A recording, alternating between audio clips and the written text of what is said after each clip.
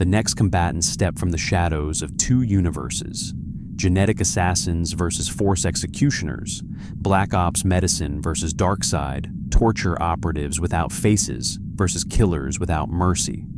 Section 31 versus Sith Inquisitors, no ideals, no diplomacy, only elimination. The cosmic entity whispers, "Fight." The void between universes cracked open like a wound torn into space, bleeding violet lightning across the hull of an abandoned Federation research facility. It drifted cold and silent, a corpse station left after the Federation's fall. The laboratories inside were stained with broken stasis pods, shattered containment tanks, and machinery shaped for experiments no one dared record in logs. This was the birthplace of forbidden science. Only one force in the galaxy still used it. Section 31. The stealth frigate Black Signal approached the facility with its lights off, hull coated in adaptive distortion, its wake erased instantly by quantum scramblers. No insignias, no registry, only death wore no uniform. On board, Command Operative Ash Tyler stepped out of the command alcove in obsidian armor, marked only with a thin vertical line, an executioner's scar. Behind him walked Dr. Amelia Sato, Section 31's lead biochemist, carrying a containment case filled with shimmering black vials. Inside the case was something far more dangerous than any torpedo. Tyler spoke into a decrypted whisper channel. "Confirm the intelligence. An extragalactic force infiltrating abandoned labs?" Sato nodded. "Their method of travel is unknown. Telepathic signatures inconsistent with known psionic species. They hunt our technology." Tyler closed the channel. "Then we kill them before they learn how to use it." They docked in silence. No security protocols activated. No welcoming scans. Only static hummed like a dying breath. Section 31 strike team stepped in, their rifles slung to the side. Not phaser rifles. These were dark-wave disruptors, experimental weapons that tore neural tissue before destroying the body. Pain before death. Section 31 did not stun. They erased. The facility's interior was illuminated only by red emergency bars flickering across the floor. Burn marks lined the walls. Something had carved through reinforced bulkheads with surgical precision. No Federation tech made cuts like these. The black armored strike team moved deeper. Sato studied the marks. Tool, blade, focused energy. Before she finished, the air pressure dropped. Cold rushed through the corridor. The emergency lighting pulsed twice. Then everything turned pitch black. The darkness whispered. Not wind, not static. Voices. Section 31 operatives raised weapons instantly, forming a half-circle formation. Tyler activated low-light vision. The corridor revealed shapes moving. No footsteps, only gliding shadows. A red glow sliced into existence. A lightsaber, then another. Purified obsidian blades of Inquisitors lit the hall with blood-colored fire. One stepped forward, armor cracked, helmet carved into a snarling face. A voice like rust scraping metal spoke through their vocoder. "We sensed your fear in the dark." Tyler didn't blink. "We don't fear. We classify." The lightsabers rotated in circular motions, humming like predatory insects preparing to tear flesh. Sato whispered under her breath, recording their heart rate disruptions. "They project emotional pressure, neurochemical amplification. They influence fight or flight," Tyler answered without looking at her. "Fight." The first Inquisitor lunged forward with blistering speed, too fast for a disruptor to track. Saber aimed to bisect Tyler. But Section 31 had no honor, no courtesy for melee. Tyler triggered a wide-spectrum pulse grenade from his hip. A blast of inverted photonic static detonated at point-blank range. The Inquisitor didn't die, but their senses screamed, blinded, and deafened. The saber slashed wildly at steel instead of flesh. Tyler's strike team opened fire, all shots aimed at joints, neural clusters, tendons. Section 31 studied anatomy before combat. They didn't fight bodies, they fought vulnerabilities. Two Inquisitors leapt forward in perfect tandem, deflecting the dark wave fire with spinning sabers, sending waves of ionizing force pressure outward. One operative was slammed against the ceiling so hard his armor folded into his ribs, blood erupting from his mouth. Another was thrown into shattered glass tanks, his reactor pack rupturing against the spikes. He didn't scream. Section 31 trained it out of them, but his death was soundless and horrible. Tyler slammed his arm gauntlet into the wall, activating a dampening pulse that interfered with EM phenomena, including Sith Force projection. The Inquisitors staggered. Their telekinesis wavered. The air pressure normalized. One hissed, mask vibrating.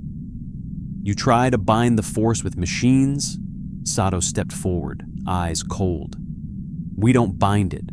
We interrupt the brain's ability to interpret it." The Inquisitor charged her, blade arcing down to cleave her in two. Tyler intercepted, catching the saber with a magnet shield gauntlet that sparked like hellfire.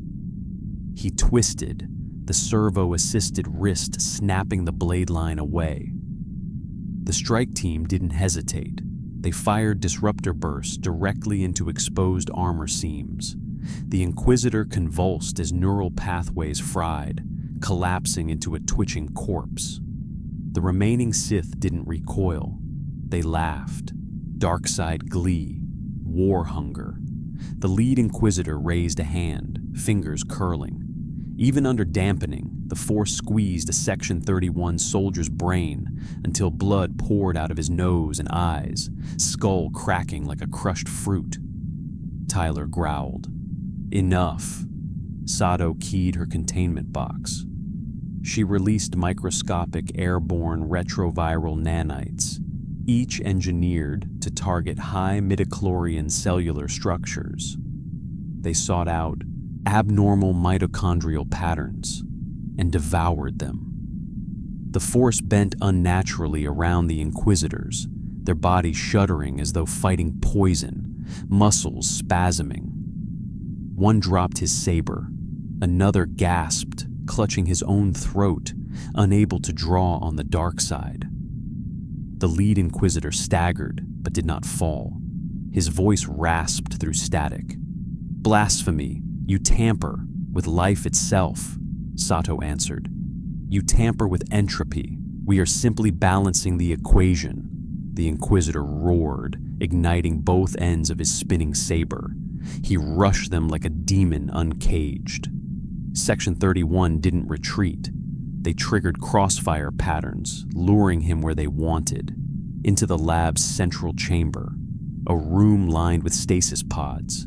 Each pod held something suspended in fluid, something alive, not Federation, not human, Sith, torn apart and studied.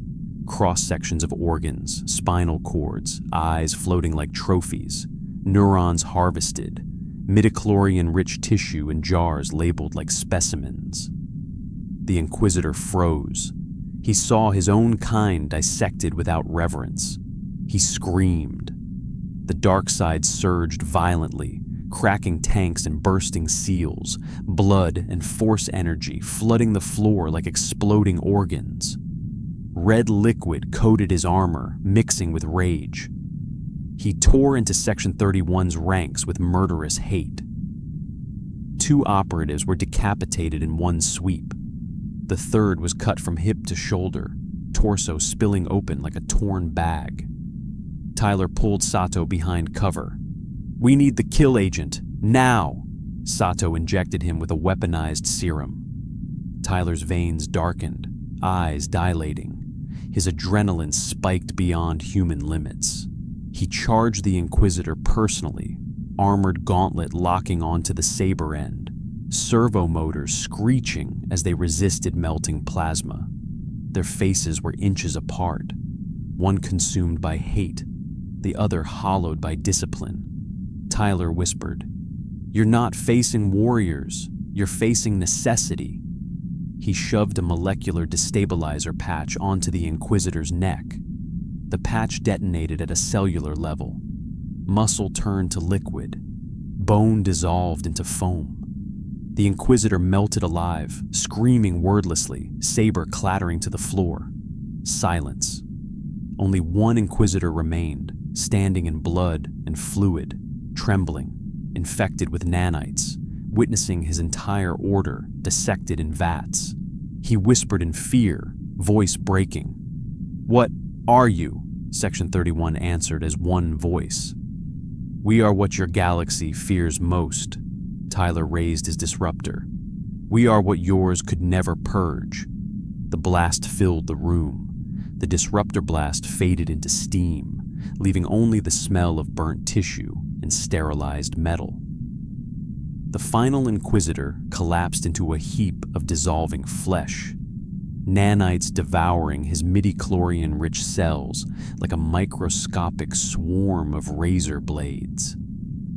Silence returned to the abandoned facility, not peace, just absence. Sato wiped red mist from her visor. 3 Inquisitors, unexpected for such an incursion. Tyler scanned the room, boots splashing through spilled stasis fluid mixed with blood. They weren't scouting, they were harvesting, looking for something specific. He swept his gauntlet light over shattered tanks. Inside the remains floated severed nerve clusters, preserved organs, and raw midichlorian-rich muscle tissue suspended like hanging roots in nutrient gel. Sato's voice dropped. "They came to reclaim their biology." Tyler turned toward her slowly. "Then we didn't just kill Sith, we desecrated them." Before Sato could respond, the bulkhead screamed. The lights went dead again. Not a failure, a presence. A voice poured through every speaker at once, fractured, as though a broken throat was speaking through metal. "You cut our flesh. You dissect our essence." Sato's wrist panels flickered with corrupted signals. Something was hacking their comm systems, overriding encryption physically, not through technology, but by manipulating the electromagnetic field of the Force itself. "You sought to weaponize life. We seek to weaponize death." The Inquisitors they killed were nothing more than forward scouts. Something else was inside the station, something stronger. Tyler signaled his team. "Reinforce formation. No more containment tactics. We kill on sight." As they moved toward the central lift, the corridor ahead glowed faintly with red haze, not light, smoke from lightsabers. 1, 2, 4, 6. Blades ignited not in rage, but in quiet ritual. Boots scraped metal. Hoods descended. 12 Inquisitors stepped out, their armor marked with Imperial sigils carved into their skin, lines etched across flesh as if burned into muscle. Their bodies were barely humanoid, scarred, modified, augmented for pain tolerance and weaponized endurance. Sato whispered, pulse elevated. "These are not field agents. These are sanctified torturers. This is their Inquisition caste." One spoke with a voice that sounded like a cracked instrument. "You made a mistake desecrating our kind." Tyler kept his rifle trained on the closest one. "We don't make mistakes, we make corrections." The lead Inquisitor tilted her head. "Then correct this." She stretched a hand forward, not to crush, not to choke, but to pull. The spilled blood on the floor began to rise, not telekinetically, organically. The blood twisted and hardened, forming barbed crimson spikes like living bone. They launched forward. 2 Section 31 operatives were skewered through their armor, screaming without sound as they were lifted off their feet and impaled. A spike went for Sato's throat. Tyler pushed her down and took the hit himself. Armor shattered, spike ripping through his shoulder, spraying blackened blood across the floor. Tyler tore it out with a snarl, not a cry, and fired back with his disruptor one-handed. 3 Inquisitors blocked the shot in perfect unison, sabers spinning, converting the blast into plasma spray that burned the walls instead. They advanced slowly, chanting in a low, guttural tone.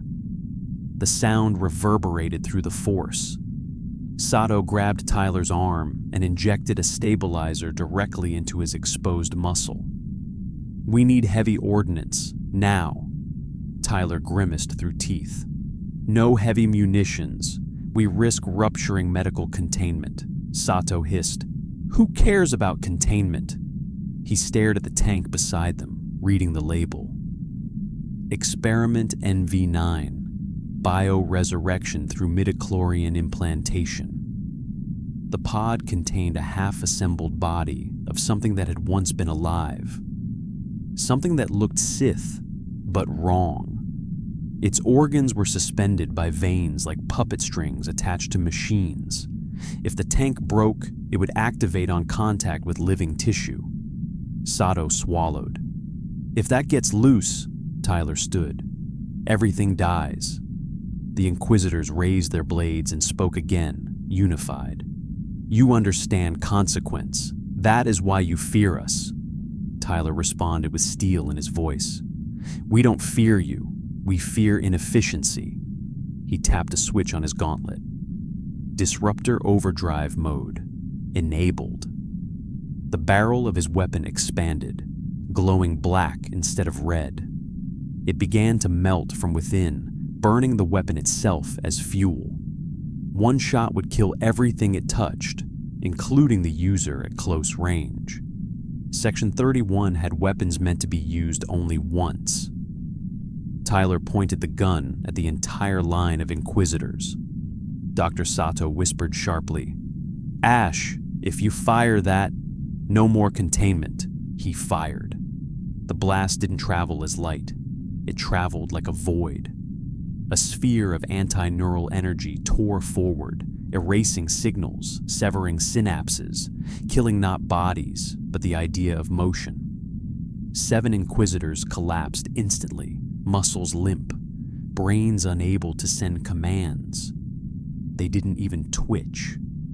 They simply fell like puppets whose strings had been cut. But the remaining 5 stabbed their sabers into the floor, channeling the force, anchoring themselves physically, resisting the void pulse with sheer will. Their limbs vibrated violently. Darkness poured from their bodies like tar. One's helmet cracked, brain matter leaking from the ear. Another screamed silently, teeth breaking inside her mouth as she held herself anchored through raw torment. They endured pain as a source of strength. Tyler dropped the weapon, arm shaking violently, nerves burned from recoil. His fingers spasmed uncontrollably. Sato grabbed him, pulled him back. "Move! They're still alive!" The 5 surviving Inquisitors dragged their broken bodies upright. Sabers shook, unstable. Their flesh blistered. One's eye burst from the socket with a wet pop, sliding down his cheek. And still, they advanced. "We feel pain. You feel fear. Pain wins." Tyler pulled a combat knife, not a Federation tool, a Section 31 execution blade. "We don't feel fear." He and the remaining agents charged into melee. The room erupted into pure brutality. Black Ops assassins fighting Sith torturers in hand-to-hand slaughter. The Inquisitors screamed with delight. Section 31 killed in silence. One Inquisitor stabbed a saber through a soldier's stomach.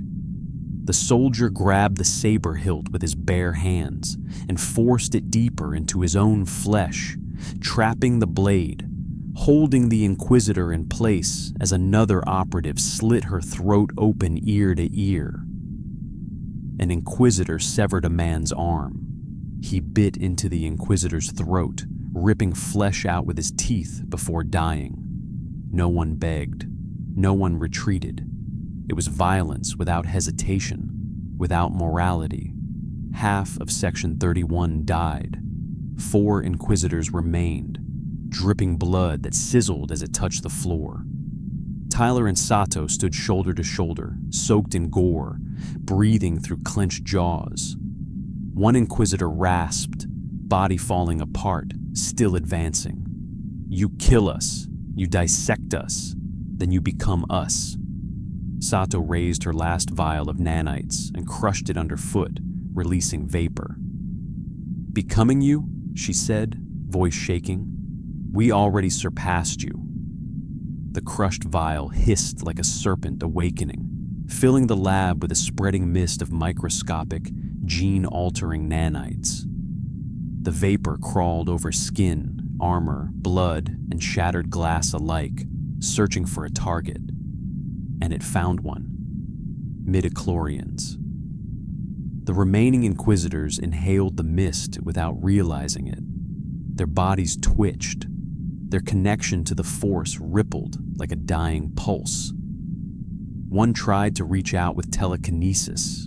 Nothing happened. Another attempted to grip a soldier's heart with invisible fingers. It failed.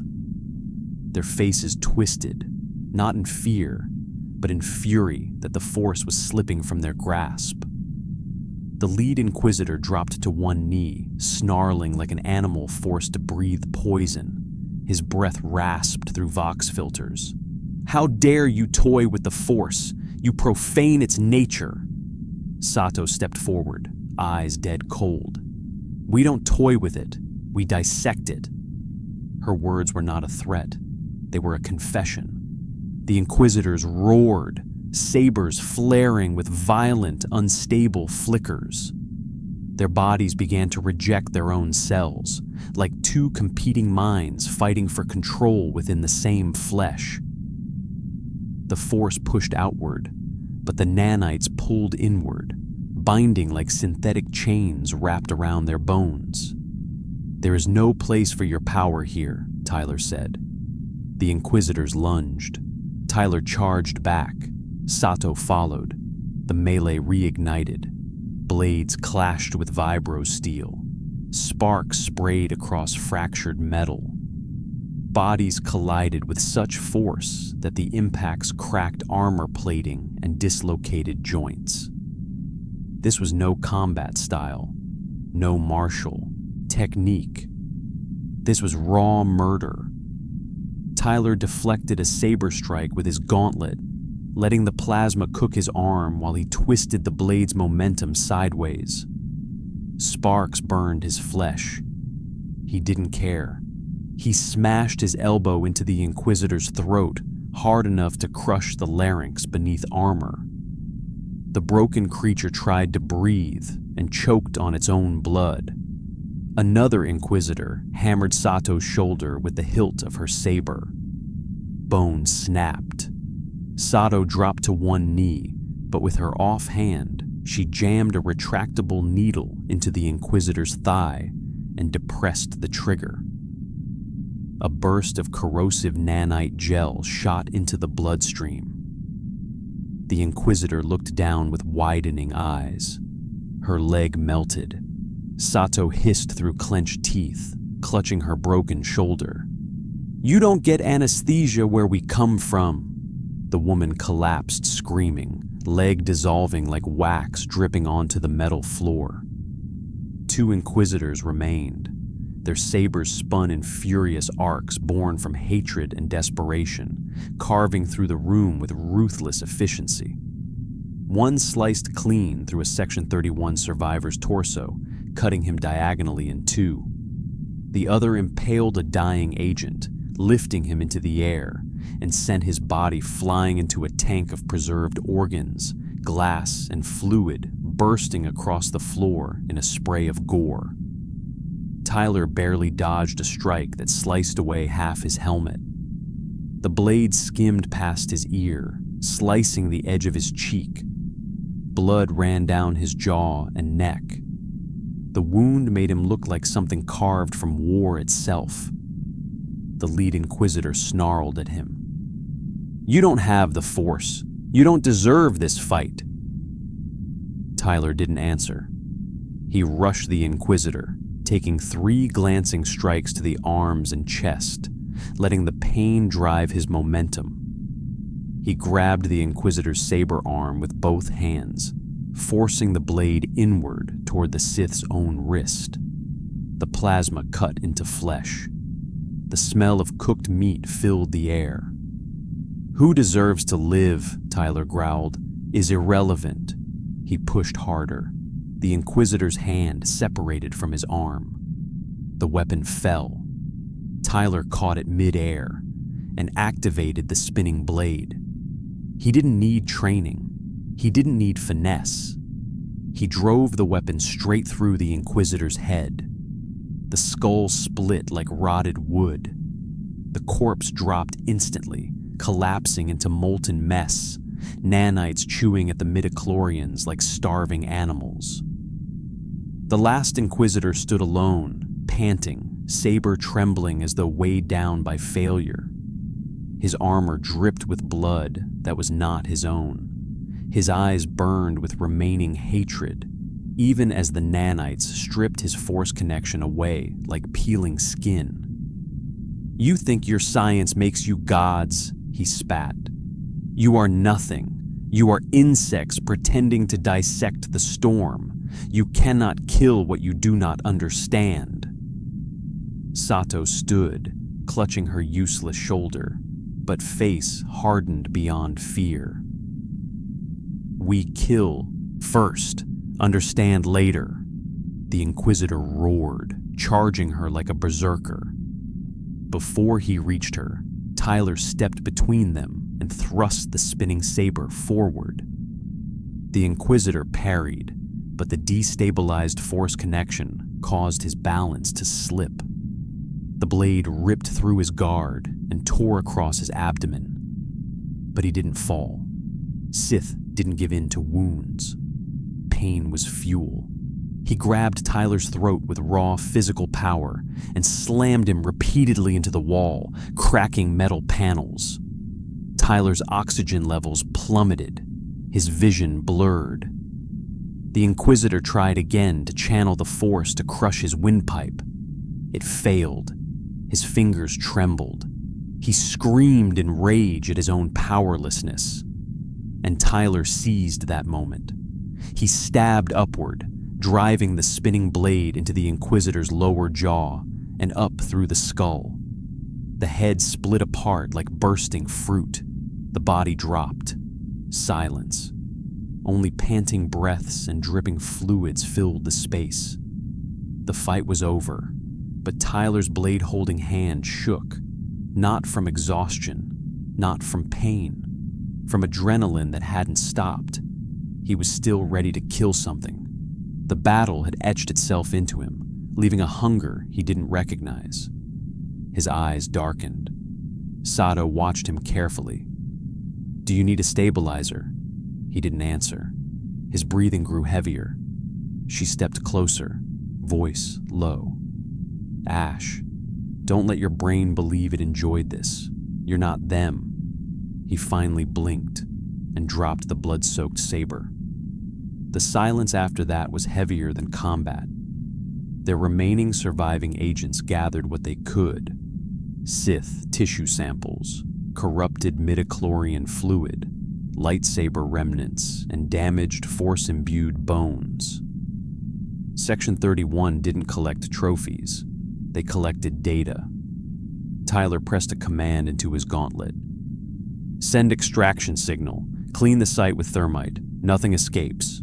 Sato nodded. No witnesses, no contamination. The facility was now their laboratory, and their bonfire.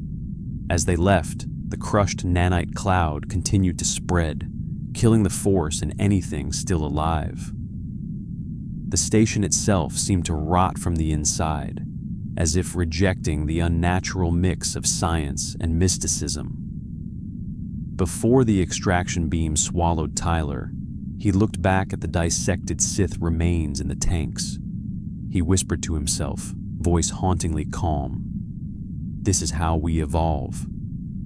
The thermite charges ignited behind them like the birth of a red dwarf, white-hot fire consuming steel, flesh, and the lingering whispers of the Force.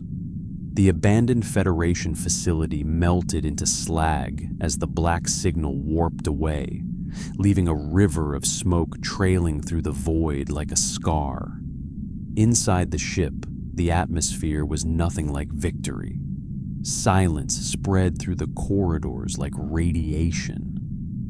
Section 31 didn't celebrate survival. They evaluated it. Sato walked briskly through the medical bay, her broken shoulder stabilized by a web of regenerative grafts. On the opposite table lay fragments of Sith tissue, sealed into containment pods, each sample writhing faintly as if trying to remember the body it once belonged to. Midichlorian cells twitched autonomously, pulsing like severed nerves. Sato recorded every pattern with cold fascination. "The Force reacts like a biochemical network," she whispered. "It tries to reorganize itself even outside a living host." A containment alarm beeped softly.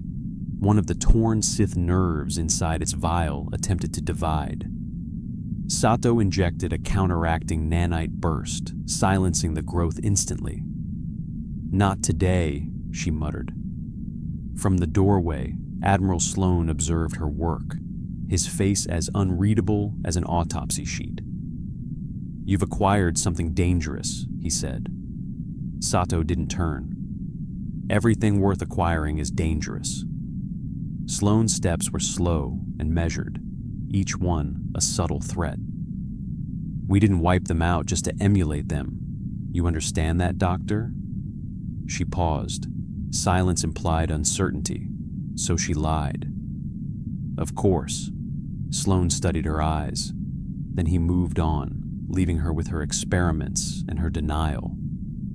Meanwhile, in the decontamination chamber, Tyler sat under ultraviolet sterilization, staring at his own reflection through the semi-transparent visor of his helmet. The stabilization serum was wearing off, leaving him shaky, nauseous, and trembling with residual combat adrenaline. His hands would not stop shaking. He gripped them until nail beds cracked. Through the glass, Sloane entered the chamber's adjacent room and activated the comm. "You lost 4 operatives," Tyler's voice was blunt. "Losses were essential," Sloane nodded once. "And how many Sith did you kill?" 12, Sloane eyed him sharply. "There were 14, Tyler's gaze narrowed. "If 2 are missing, they're either dead or crippled beyond combat." "Or," Sloane said quietly, "they escaped." Tyler's jaw clenched. That possibility meant the Sith now had data on Section 31, on their weapons, on their science. That was unacceptable. Sloane continued, tone sharp as a scalpel. "We cannot allow the Force to adapt to our methods. Your team activated nanites without full protocol protection. If any were carried out..." Tyler cut him off. "I went through triple decontamination. Nobody carries them out." Sloane lowered his voice. "Even mentally?" That hit deeper than any blade. The UV light shut off. Tyler stepped out, still trembling slightly. Sloane studied the tremors. "You're experiencing dopamine transference, combat high, prolonged aggression response." His voice hardened. "Section 31 kills without emotion. You do not enjoy violence. Do you understand?" Tyler stared back, jaw tight. "I don't enjoy it. I survive it." Sloane searched his posture for weakness, then turned away.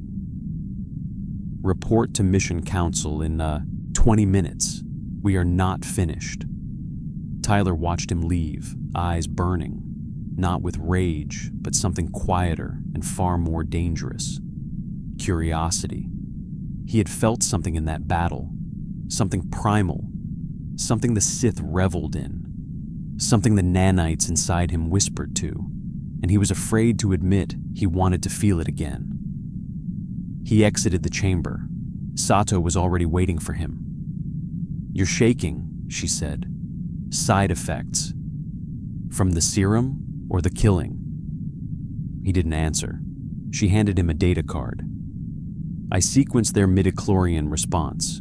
You should see this." On the holo screen, cellular imagery danced.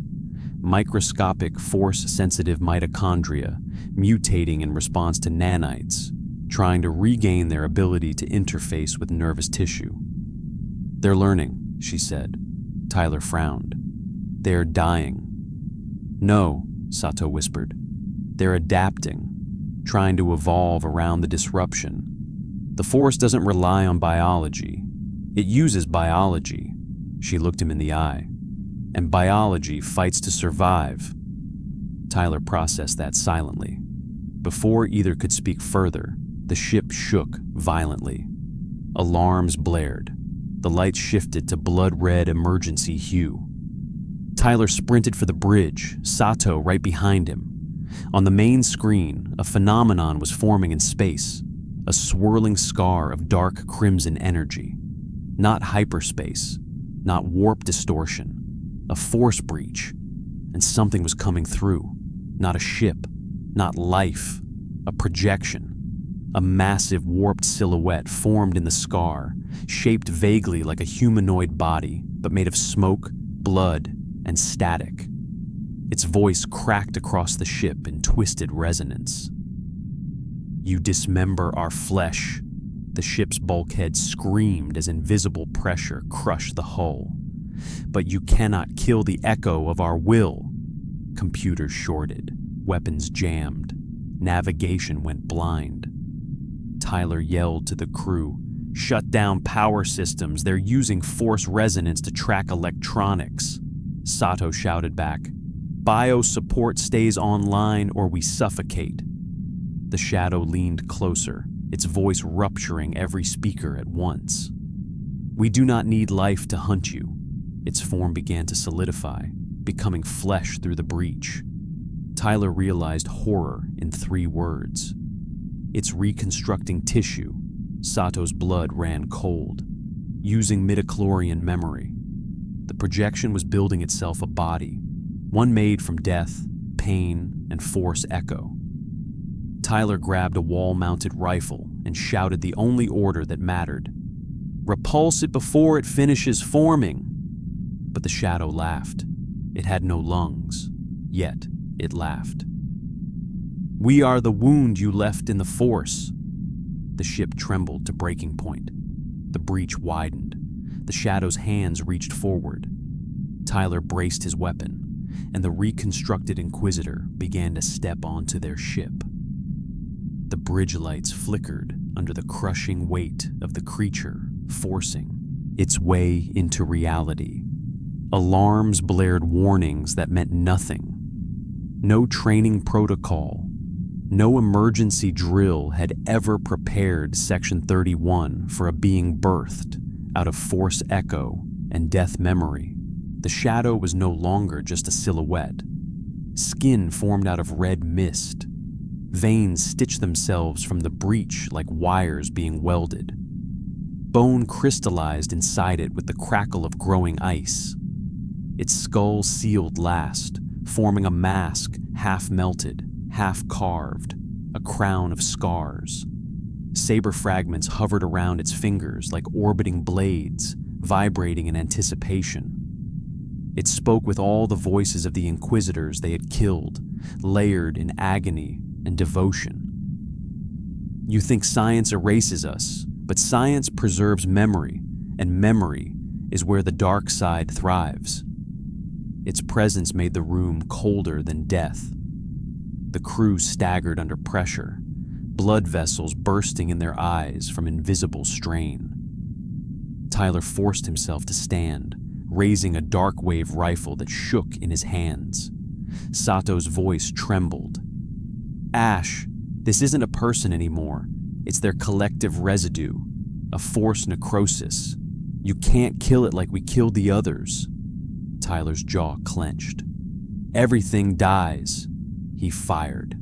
The rifle blast slammed into the creature.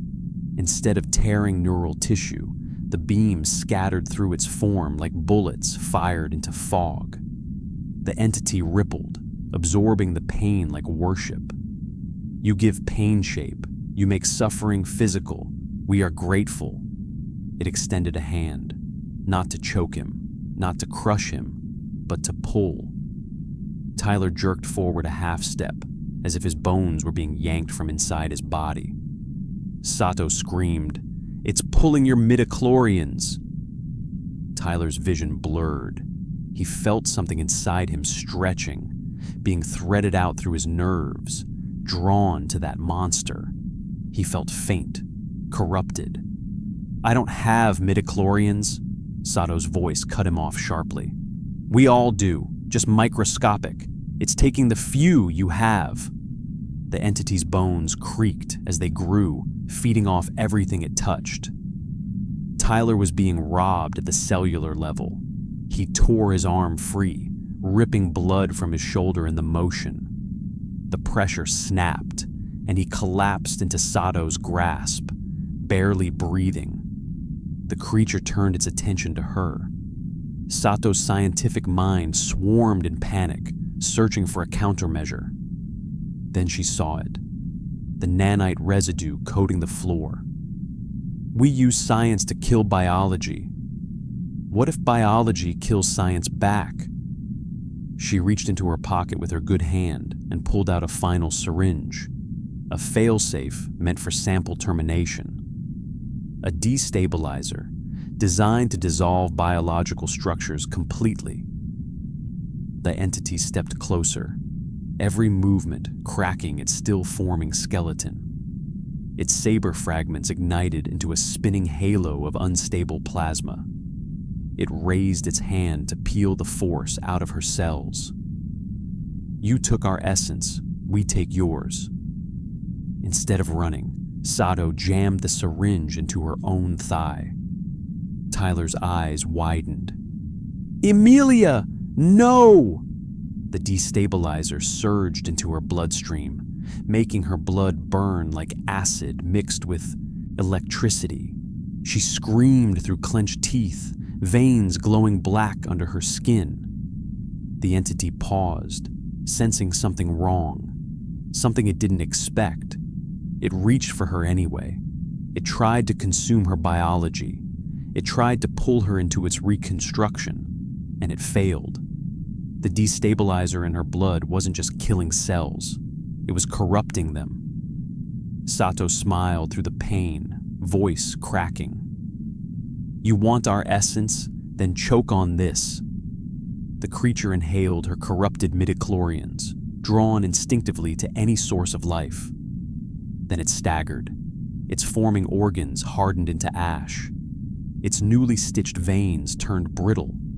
Its bones calcified like sand under pressure. Its skin cracked apart. The shadow screamed, not in rage, but in confusion. "You sabotage your own flesh? Why?" Sato fell to her knees, vision fading. "Because life isn't sacred, it's a weapon." The entity reached out to steady itself, body breaking like dried clay. Its scream died mid-breath as its torso caved inward and its head shattered like pottery struck with a hammer. It collapsed to dust, not death, oblivion. The breach snapped shut. The bridge light stabilized. Silence. A heavy, choking silence. Tyler lunged toward Sato, catching her before she hit the floor. Her skin flickered with necrotic streaks spreading from the injection site. "Sato, stay awake. Stay with me," she breathed weakly. "You need to extract the blood, fast. The destabilizer kills adaptively, It doesn't stop. He looked around. Medics were frozen with shock. They had never seen someone poison themselves with experimental anti-biological agents. He roared across the room, voice breaking. "She needs a cell scrub now." That shook the room into motion. Auto gurneys arrived. Bio-cutter tools deployed. Surgeons flooded the space. Yet even with all of Section 31's expertise, every second of Sato's life was an open question. As they dragged her toward the surgical bay, she gripped Tyler's wrist with surprising strength. "Ash, listen. Whatever we do next, whatever we become." Her eyes burned, not with fear, but with revelation. "We cannot pretend we're still Starfleet." He held her hand tighter. "We stopped pretending the moment we won." Her grip loosened. She slipped into unconsciousness. Tyler stood alone, covered in blood that wasn't his, surrounded by crew who did not cheer for survival. They only noted it, recorded it, and prepared for what came next.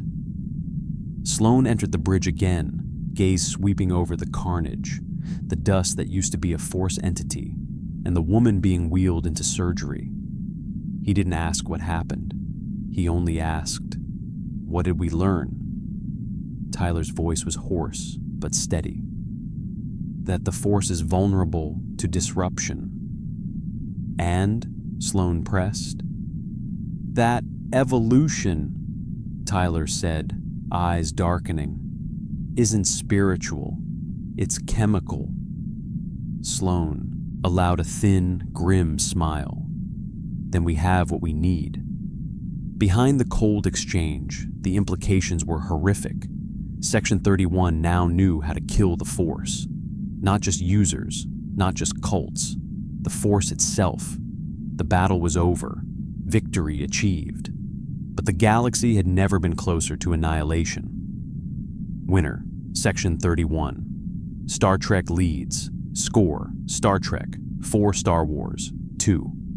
The next combatants stepped forward not from the shadows of death, but from the halls of command. Logic-born tacticians versus art-born generals. Federation diplomacy versus Imperial maneuver. Morality tempered by fire versus victory, shaped like sculpture. Picard and Sisko versus Thrawn strategists, not warriors, not assassins, not monsters. This battle is won by the mind. The cosmic entity whispers, "Fight." The Ion Graveyard Nebula stretched before them like a storm trapped in silence. Electric clouds spiraling around shattered ship husks, their hulls torn by lightning and frozen in magnetic flux as though captured mid-scream. The entire nebula was a museum of destroyed vessels.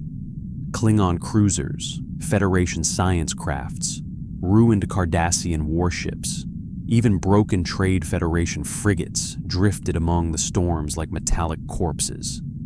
It was a graveyard of strategies that failed. On the edge of that hell, 2 Federation vessels floated steady as thought. USS Aventine, commanded by Jean-Luc Picard, and USS Robinson under Benjamin Sisko. No war drums, no battle cries, just captains who had already bled for ideals. Inside the Aventine's briefing chamber, Picard stood with hands behind his back, posture rigid but eyes composed. Sisko entered the room like someone walking through memory, quiet, steady, with the weight of prophecy hanging behind every step. They stood together in shared silence. They didn't need to respect each other. They understood each other. Picard finally spoke. "We're not facing a fleet today. We're facing a philosophy." Sisko nodded. "Thrawn doesn't fight battles. He sculpts them." Picard tapped the display. 24 Imperial cruisers lingered just outside the nebula, formation perfect, symmetrical like a mathematical mural. A blockade, but not a cage, a snare. Sisko folded his arms. "If we charge them head-on, they'll break us. If we hide, they'll box us in. If we negotiate, they'll bargain time until we starve." Picard exhaled slowly. So we must do the one thing he won't expect. We must force his hand, Sisko finished. Their eyes met. Agreement without ceremony.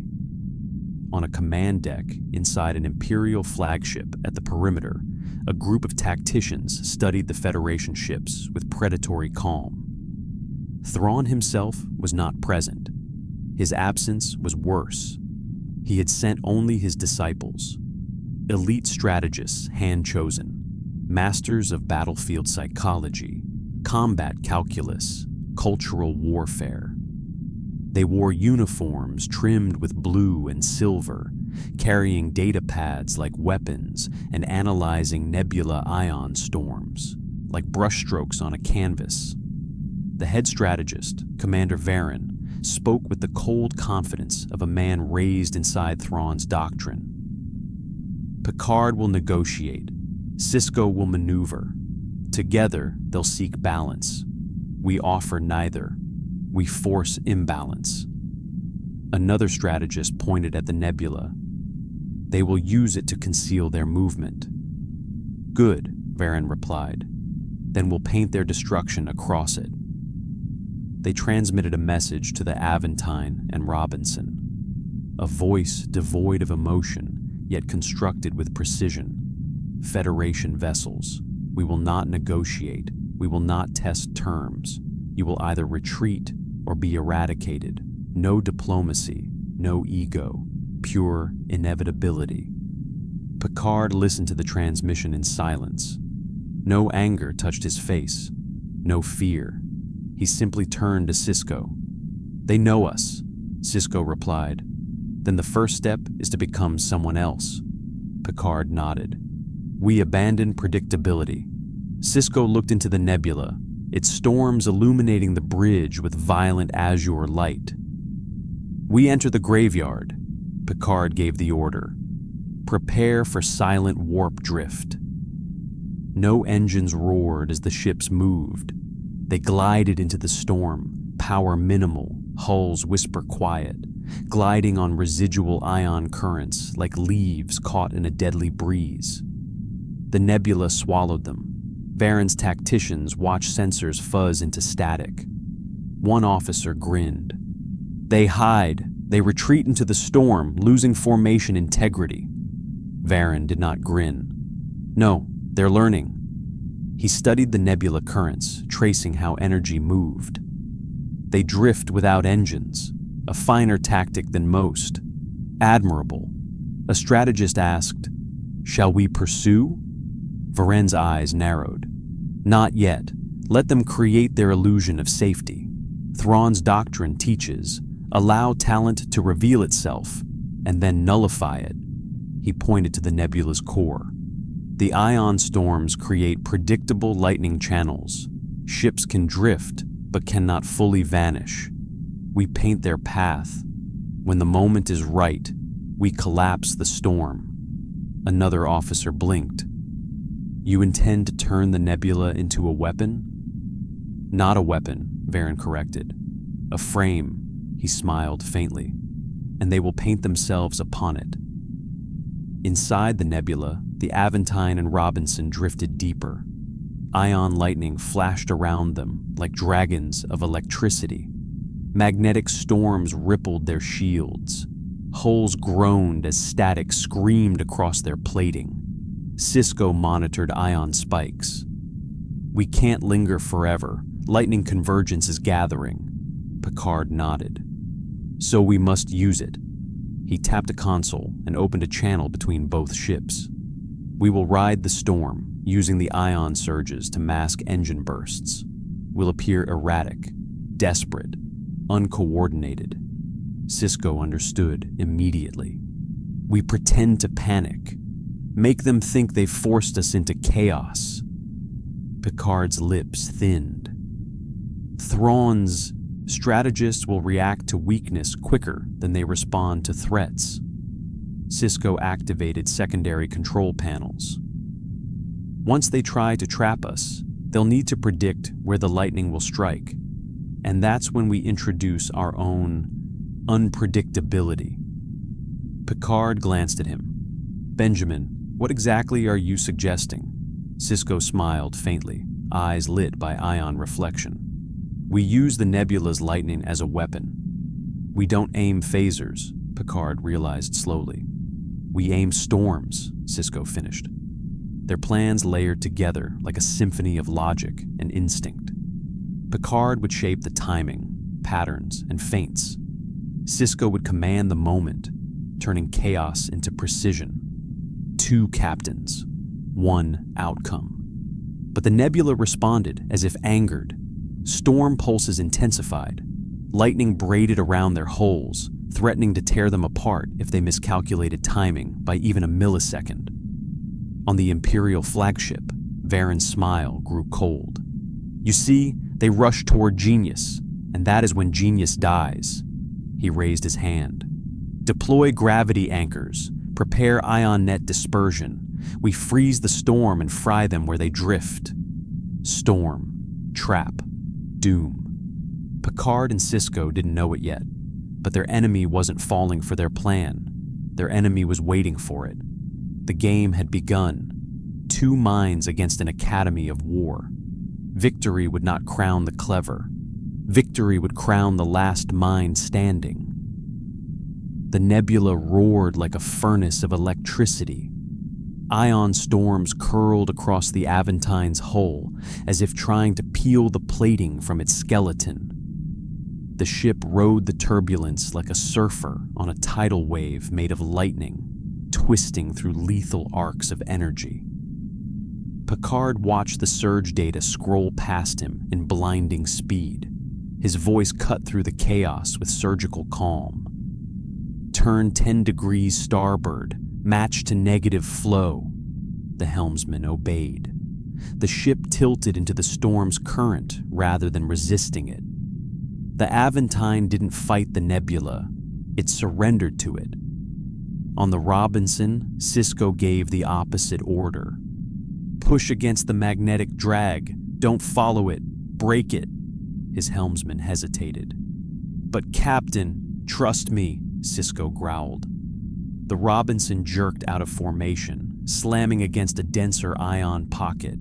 The ship rattled violently, lights flickering. To an outside observer, it looked like sloppy maneuvering. To Varen strategists, watching through filtered ion scans, the picture was clear. One ship controlled, one ship chaotic. Picard the tactician, Sisko the instinct. They believed they were reading personalities. They weren't. They were reading a trap. The Imperial crew analyzed every imbalance. The Aventine smooths drift flow, using storm resistance as stabilizing mass. The Robinson overcorrects. Their captains aren't coordinating. Varen's lips curved. No, they disagree. They are improvising separately. One seeks harmony, the other dominance. What does that tell us? Varen's eyes were cold. It tells us where they will die. Picard will hide behind the lightning. Sisko will charge through it. So we kill them by their own philosophies. He pointed at the nebula's two storm ridges, massive ion layers like rivers of electricity, one turbulent, one smooth. Deploy ion anchors to both channels. When they enter their chosen flows, collapse the storm. The storm would become a vice, a guillotine made of lightning. The Empire began loading anchor charges, massive energy stabilizers designed to freeze ion currents. The moment those channels solidified, the Aventine and Robinson would be trapped like insects in amber. Inside the nebula, Picard narrowed his gaze. "They're not moving yet," Sisko frowned. "They're waiting. Which means they want us to choose a path," Picard continued. "One stable, one violent." Sisko exhaled, realizing the same conclusion. "They studied the storm. They're building their tactic around our personalities." Picard nodded. "They think they already know us." "So what do we do?" Sisko asked. Picard turned to him through the screen, voice sharp, eyes fierce. "We lie," he gave orders with eerie precision. "Aventine, prepare to break pattern. We abandon the calm flow, dive into turbulent current on my command." Sisko gave his own contradictory order. "Robinson, abandon force routing, match the storm's drag, drift into the stable current." The crews on both ships stared in shock. They were swapping philosophies, switching instincts, a complete reversal of expected strategy. Two ships moving like each other, two captains becoming their opposite. The nebula responded instantly, punishing both for unpredictability. Ion lightning slammed against the Aventine, shaking its decks. Magnetic drag nearly tore the Robinson's nacelles off. But the Imperial models began to fracture. Their predictions no longer aligned. "Commander Varen," a strategist stammered, "the Aventine is switching to the chaotic surge." Varen didn't blink. "Then lock the turbulent channel. Kill Picard." Another officer yelled. "The Robinson is entering the stabilized stream." Varen nodded calmly. "Enhance the energy choke. Suffocate Sisko."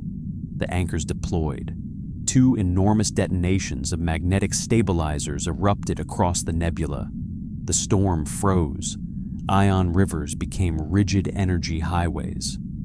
And the Aventine and Robinson were trapped inside. But they were not where the Empire expected them to be. The Aventine was only partially inside the turbulent flow. The Robinson was only partially inside the calm flow. They weren't caught. They were balanced between currents, half in one, half the other. That shouldn't be possible. The nebula tore ships apart for less. But Picard had calculated the exact moment the surge neutralized polarity. Sisko had read the flow like instinctive prophecy. The Empire trapped their ghost images, not their real positions. And then both captains spoke as one. Now, the two ships slammed their engines in opposite directions. The Aventine blasted into the calm flow. The Robinson hurled into the chaotic surge. They switched places inside the vice as it closed. The Empire's trap clamped down on empty space. The officers on Varen's deck froze in disbelief. Commander Varen did not. He exhaled once, long and slow. "They're not improvising. They are reading our interpretation of them and attacking the assumption." His tone dropped to something darker. "They're not fighting like captains. They're fighting like Chiss." That realization was not respect. It was concern. Inside the nebula, the ship stabilized once more, switching storm lanes like serpents, twisting through two rivers. Picard's voice filled the Robinson's channel. "We must make them recalculate every minute, keep them correcting, keep them doubting." Sisko added, "A fleet that thinks is strong, a fleet that hesitates is prey." Lightning lit their faces like war paint. Behind them, the graveyard drifted. Ships destroyed by strategies that were predictable. This was no longer a duel of captains. It was a dismantling of doctrine. Picard's strategy, target assumptions. Sisko's tactic, weaponize unpredictability. Together, they were a puzzle with no solution. The ion fields crackled louder. The nebula shrieked with growing energy. The storm was building to a climax. Varen understood the danger. The nebula is overstimulating. If they sustain this pattern, the storm will collapse into a singular shock pulse. An officer whispered. A shock pulse would destroy every ship in the sector. Varen nodded. Unless someone triggers it at the right moment. A strategist swallowed. "You mean they intend to weaponize the entire nebula?" Varen's voice was grim. "Yes." Picard and Sisko weren't planning a maneuver. They were planning a kill zone. Radiation levels rising, lightning converging, fleet minds sharpening, both sides ready to kill the entire starfield if necessary. The nebula rumbled like a beating heart. Someone was about to pull the trigger. The nebula could not withstand such defiance. Its storm ridges warped like living muscle, spasming under the energy imbalance. Lightning cascaded inward, spiraling into a central vortex. The Aventine and Robinson were no longer flying inside a cloud. They were navigating a collapsing star pulse, a weapon being born. Picard stood rigid on the Aventine bridge, his voice deep and clear as ocean pressure. This nebula was never a prison. It's an engine. On the Robinson, Sisko spoke like someone praying to a war god. Engines need fuel. Let's feed it ships. Both crews worked at a tempo that bordered on madness. The nebula's collapse would form a shock pulse, an ion implosion that could kill every vessel in the field, friend and enemy alike. That meant the Federation pair needed something far more dangerous than survival. They needed timing. The Aventine dove downward through a geyser of radiation, its shields hissing like an animal being scalded. The Robinson surged upward through a coil of magnetic plasma, its hull ringing from the impacts. Picard called out, "Deploy containment sweeps. We must bend the collapse toward their formation, not ours." Sisko barked to his officers, "Channel every last joule into the nacelles. We ride the shockwave. Don't let it ride us." Every movement felt like crossing thin ice over fire. The ships leaned into the death pulse like torpedoes surfing a landslide. Meanwhile, in the Imperial Command Center, Varen's officers were panicking beneath his cold gaze. The nebula is reaching catastrophic instability. Shock pulse imminent. Our anchor systems are absorbing too much charge. Containment is impossible. Varen placed one gloved hand on the console, steadying himself with practiced calm. Impossible is where Chiss victory begins. He pointed at a tactical map where the Aventine and Robinson traced two opposing spirals through the storm. They are coaxing the pulse into a directional wave. They believe they can aim a planetary-scale eruption. His voice dropped to a razor whisper. We turn their weapon against them. The nebula screamed. A roaring vibration shook every starship. The center collapsed into a glowing purple heart, an embryonic explosion ready to burst. Picard's officers clung to their consoles. Shock pulse forming. Magnetic vectors off charts. Containment failing. Picard's eyes narrowed. Not failing. Converging. Brace for inertia inversion. The Aventine nosedived. Gravity surged and flipped. For 3 seconds, every officer's blood felt like it left their body. Then the ship snapped into the outside arc of the pulse. On the Robinson, Sisko felt his bones pound like drum cannons. Hold it! Brace! Brace now! The Robinson twisted into the opposite arc. Two ships, perfect opposite vectors, like twin hunters guiding a stampede. The pulse ignited. It wasn't an explosion. It was a tidal wave made of lightning. Ion fire roared across space, a wall of electric death slamming outward. Those caught flatside would evaporate in under a second. Those positioned with the flow would be launched like bullets. The Aventine and Robinson were cannonballs riding a hurricane. In the Imperial flagship, alarms screeched. The bridge flooded in ultraviolet flashes. Shock pulse releasing. Direction unknown! Varen stared at the tactical feed. His red eyes did not panic. They narrowed. They're shaping it into a concussive breach. They intend to wipe the field clean. An admiral screamed over comms. We have no countermeasure. Varen did not shout.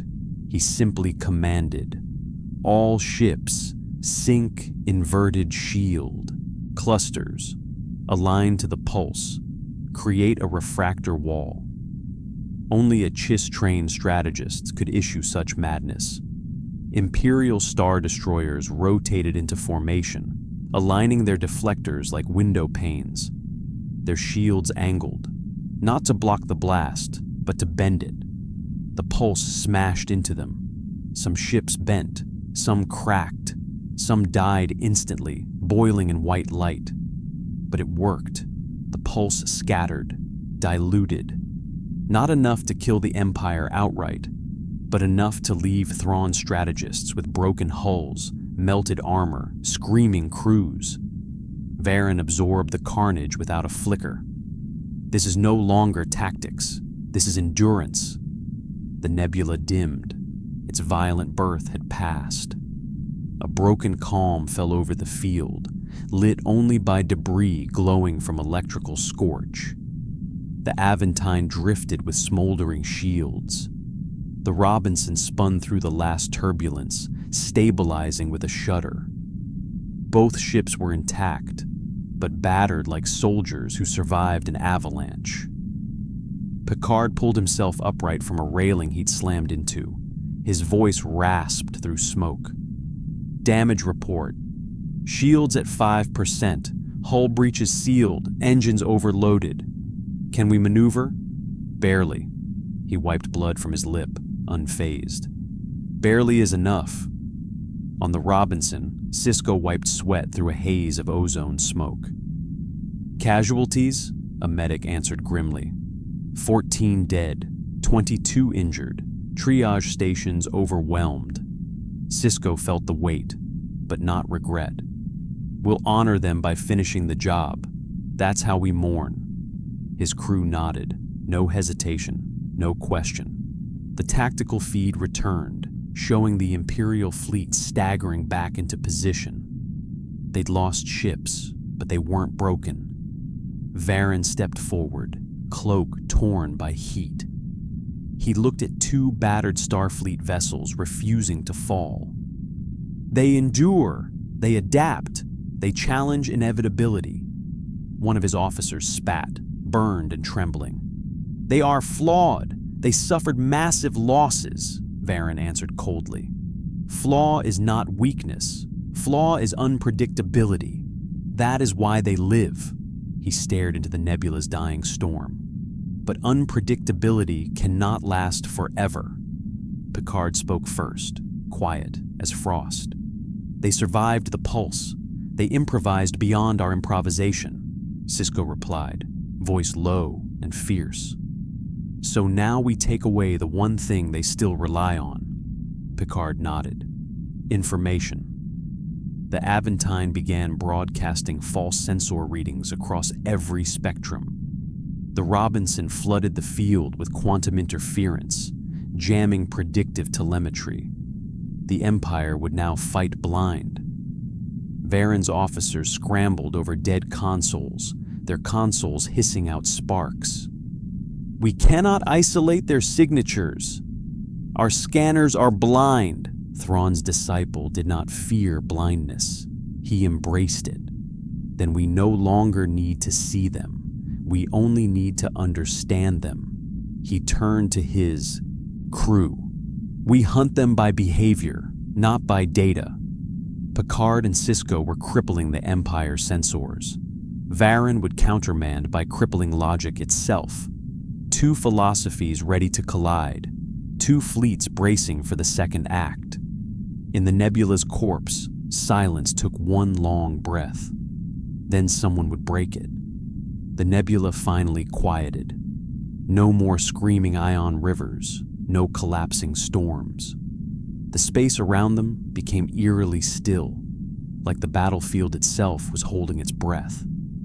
There were corpses drifting, ships turned into star metal skeletons, unrecognizable debris spinning like burnt bones. Oxygen leaked from ruptured hulls, freezing into white crystals that glittered across the graveyard. The silence was not peace. It was the moment predators decide who gets to kill first. Picard stared at the tactical display. No enemy signatures, no sensor returns, nothing.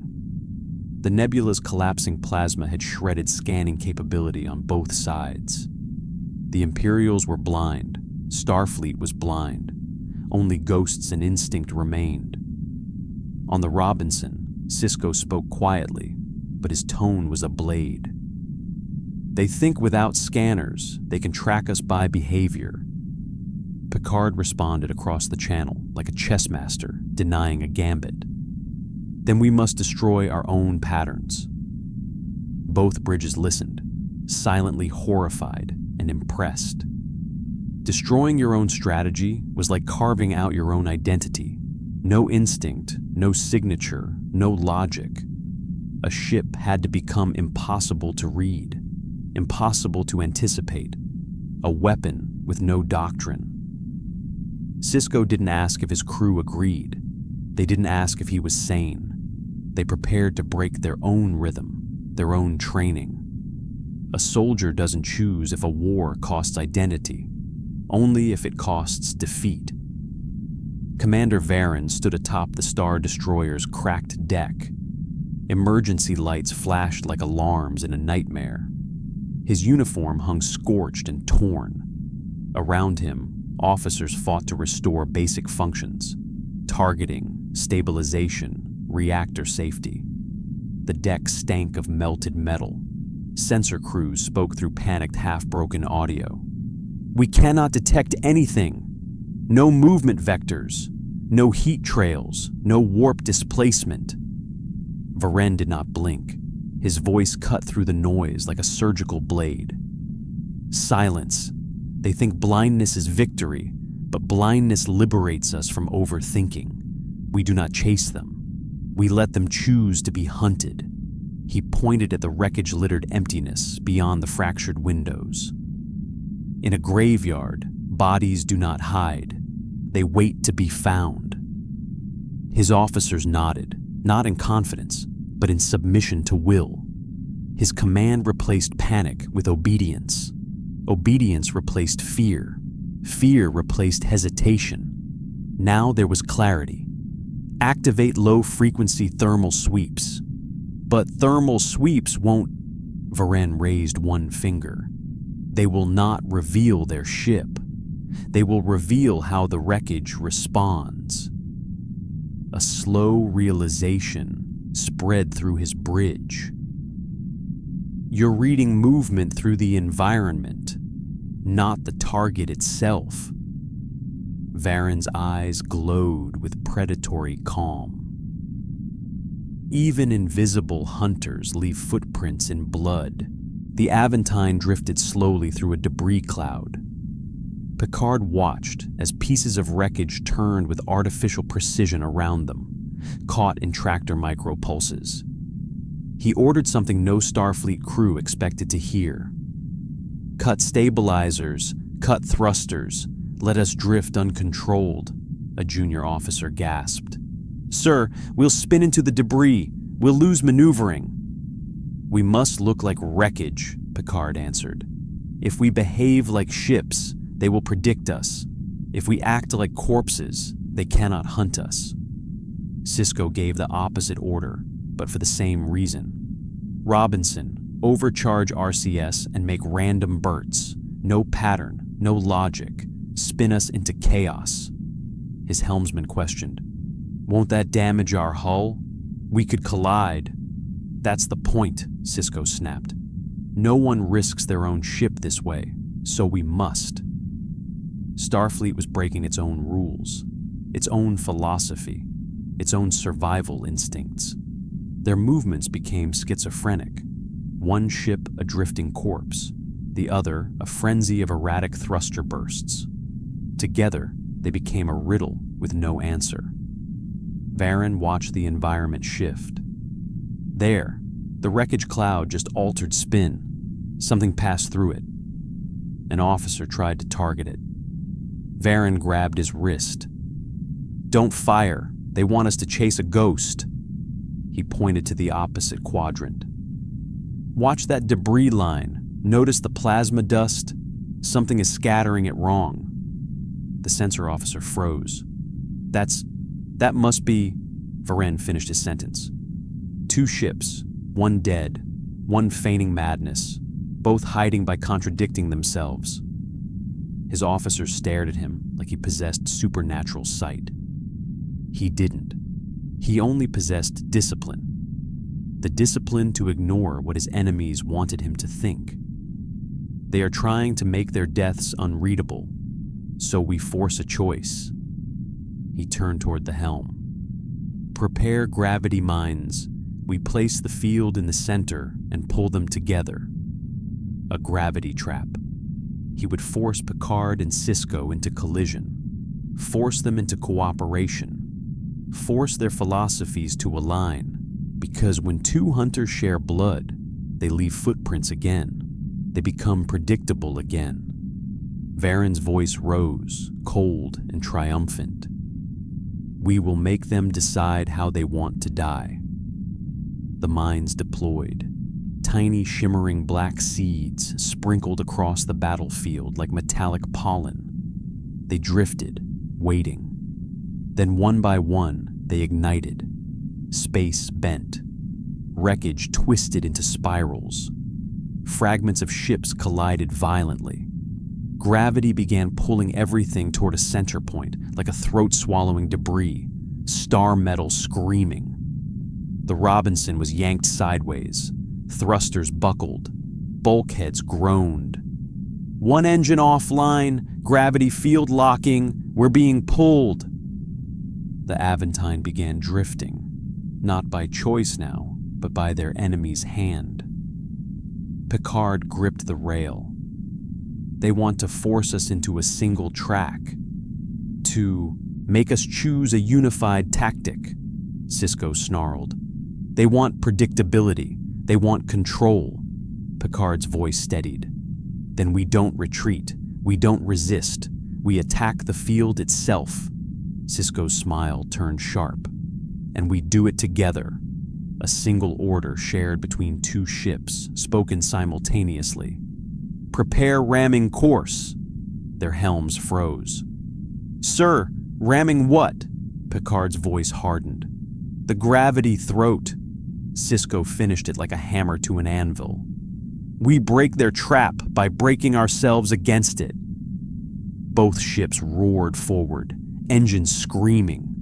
Varen saw it instantly. They intend to rupture the gravity well by overloading it with mass transfer energy. Then something remarkable happened. For the first time since the battle began, Varen smiled. At last, they are predictable. He slashed his hand through the air. All ships, reverse polarity, reinforce the gravity throat. We let them come. The trap inverted. The throat widened, hungry, waiting like a beast. Picard and Sisko were not breaking free. They were being welcomed. The gravity well became a maw, a mouth ready to swallow 2 starships whole. The gravity throat swallowed everything. Broken nacelles twisted into its spiral. Shattered hull frames snapped like bones. The Aventine and Robinson were being dragged into a black whirlpool not made of singularity, but of precision. Varen wasn't using physics as a weapon. He was using inevitability. Picard braced against the deck, the ship screaming as its bow dipped into the swirling maw. Steady helm, keep acceleration constant. The helmsman's voice cracked. Sir, the engines won't last. That's the idea, Picard growled. We burn them at the peak. On the Robinson, Sisko barked to his engineers. Overload the warp field on my mark. Not enough to jump, just enough to snap the pull when it rebounds. His ops officer shook his head. We'll rip the ship apart. We'll rip their trap apart, Sisko answered. Below them, the swirling field grew brighter, like a furnace built to melt starships. The Aventine's engines whined, rising into an unholy scream. Plasma mixed with the last of the nebula's ion trails, making the engine glow purple-white, like something dying beautifully. On the Imperial flagship, Varen stood calm, cloak flowing in artificial gravity. They think attacking the throat will collapse it. They are incorrect. Our mind lattice is not a field. It is a lock. Their impact will only seal their fate. He pointed at the tactical screen, voice cold, emotionless. They will not destroy the trap. They will strengthen it, and we will bury them inside it forever. The officers grinned savagely. The entire nebula would become a tomb. The two Starfleet ships plunged deeper. The gravitational pull smashed them against their restraints. Bones cracked, teeth rattled, the hulls bent and groaned with the sound of tortured steel. Picard called through gritted teeth, "Aventine, full burn, now!" The engines detonated forward. The ship accelerated into the maw, harder than the gravity dragged it. The collision point surged like a lightning storm. The trap tightened. Sisko howled through the comm. "Robinson, warp spike, now!" The warp field snapped like a whip cracking across space. Not to jump, but to lash. Two impossible forces smashed into each other. Forward drive versus gravitational inversion. Warp momentum versus mind resonance.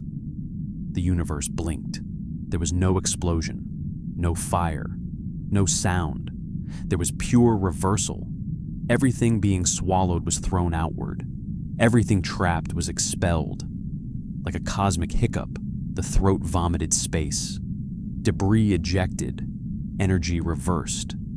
The Aventine and Robinson were thrown like spears out of the collapsing trap, spinning, sparking, but intact. The Imperial fleet wasn't so lucky. Any ship too close to the inversion was struck by the rebound blast, ripped open, shields crushed, hulls folded like paper. 7 Star destroyers died instantly.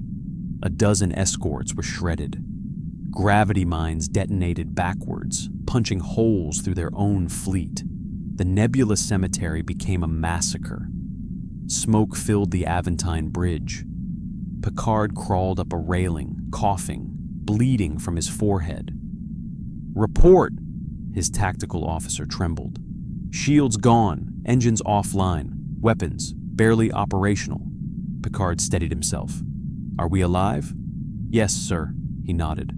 Then it worked. On the Robinson, Sisko rose like a man surviving a war inside a war. His crew lifted injured officers, medics screaming. "Warp drive fused, phaser grid burned out, we can't fire another volley." Sisko closed his eyes, whispered like a prayer. "We don't need to. They've lost enough." The comlink opened between both captains. Silence at first. Then Picard spoke. "They won't retreat," Sisko agreed quietly. "And we can't survive another round." Picard's eyes hardened. "So we force a stalemate." On the Imperial flagship, Varen wiped blood from his eyebrow. His officers shouted, "We have them crippled! They can't fire! They're dead in space!" Varen stared at their desperate hulls. Then he saw it. The Aventine and Robinson, drifting toward the wreckage, not attacking, not hiding, positioning. Varen's breath slowed. "They're moving to the graveyard." His crew didn't understand. Varen whispered the truth. "They're using dead ships as shields. If we fire on them, our own wreckage absorbs the hit. We waste power. We risk chain detonations. They have made destruction cost more than victory." One officer snarled, "Then we ram them!" Varen looked at his dying fleet. Scarred hulls, shattered armor, crippled systems. A ram would destroy his own ships before it killed the Starfleet. Pair. He closed his eyes. "They have beaten us, not by fire, not by trickery, by pricing our aggression." Varen gave the most difficult order of any Chiss-trained strategist. Stand down. His voice cracked for the first time. Withdraw. The Imperial fleet limped away. The nebula dimmed into silence. Picard and Sisko drifted with the corpses of ships they had turned into armor. Not glorious, not victorious, simply alive. The cosmic voice returned. Not triumphant, not mocking, heavy. Winner. Star Trek. Federation tactics endure. The score advances. Section 31. Victory. Picard and Sisko. Victory. Star Trek leads the tournament. More battles await. The next contenders sharpen their weapons. Janeway versus the Trade Federation Armada. Captain versus Industry. Singularity versus automation. Vengeance versus profit. The stars whisper, fight.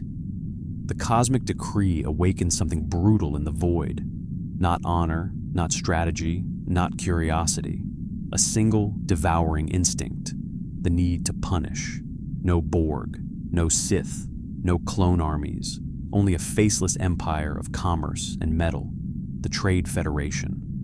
Their fleet stretched across space like a factory without an end. Monolithic Lucrehulk carriers the size of continents, spitting out columns of droid fighters by the tens of thousands. A manufactured plague, endless, automated, profitable. Opposing them was not a nation, not a battle group. Only one starship answered the decree, the USS Voyager. But Voyager was not the ship it once was. Its hull carried the black scars of Borg space. Its deflector bore quantum welds from Seven of Nine's hands. Its warp core was a fusion of Starfleet and alien ingenuity. And its captain had changed more than any machine ever could. Captain Catherine Janeway stood on her bridge, her hair tied tight like a knot strangling Mercy. She stared at the wall of metal filling the view screen. The Trade Federation Armada so vast that starlight vanished behind it. Looks like they're trying to block our escape, Tom Paris said quietly. We're not escaping, Janeway replied. Her voice was ice, frozen and hungry. We're hunting. On the lead Lucrehulk control deck, a Nemoidian viceroy blinked nervously through green-tinted vision. He ordered fleets. He crushed colonies. He stood on the necks of worlds. But today he faced something worse than rebellion. He faced a Starfleet captain out of options. Signal their vessel, the viceroy croaked. Offer negotiation. We remind them our conflict was not requested. His protocol droid translated across subspace. The channel opened. Janeway's face appeared, lit by Borg green from her console displays. We are prepared to discuss. Janeway cut him off. Drop your shields, disengage your droid army, eject all battle AI, and abandon your ships. Then I'll consider negotiation. The viceroy choked. That is not discussion. That is ult. Janeway killed the channel. Seven of Nine stepped forward. That was inefficient. They will not comply. I know, Janeway answered. Efficiency isn't the point. Fear is. Seven tilted her head slightly. Understanding. You intend to destabilize their cost evaluation, make the idea of war unprofitable. Exactly, Janeway whispered. Their weakness is not tactics, it's economics. We make every second they fight us cost too much to survive. Harry Kim swallowed. How do we do that with one ship? Janeway turned, eyes sharp as broken glass. We cheat. The first wave of vulture droids launched. 2,000 fighters swarmed like mechanical insects, wings screeching in metallic folds. They didn't come in formation. They didn't dogfight. They simply flooded space. A wall of consumption. Chakotay gritted his teeth. Targeting computers won't track that many. Janeway didn't blink. Good, we're not targeting them. Voyager charged forward, into the swarm. The bridge shook violently. Vulture droids smashed into the hull, scraping along armor like claws. Explosions ripped across the shields. Paris yelled, "We're going to be shredded!" "Exactly," Janeway whispered. "Brace for impact." Voyager plowed into the droid cloud like a torpedo. Droids crashed into the view screen, skidded along deck plating, burst against shields like bugs on a windshield. Then Janeway gave the kill order. "Tuvok, detonate the metaphasic sweep." Tuvok tapped the controls. Voyager's deflector unleashed a radiation burst, not lethal to organics, but catastrophic to circuitry. The droid swarm froze instantly. Thousands of fighters locked in mid-flight like statues, momentum carrying them helplessly past Voyager. Paris stared in awe as the disabled swarm crashed like falling metal rain into their own fleet. Janeway stepped forward, eyes merciless. "Attack a single ship, lose 1,000. The lead Nemoidian viceroy choked, watching his fleet ruin itself. Worse, the financial loss. Billions of credits in war machinery gone to scrap. His trembling hand slapped a comm. "Deploy tri-droid carriers. Prepare anti-radiation screens." He tried to speak calm, but horror trembled in his voice. "They're weaponizing cost."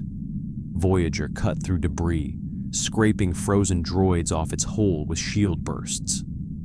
The Trade Federation began ignoring damage, firing rashly, desperate to offset losses. Torpedoes screamed across space. Vulture remnants detonated like flares.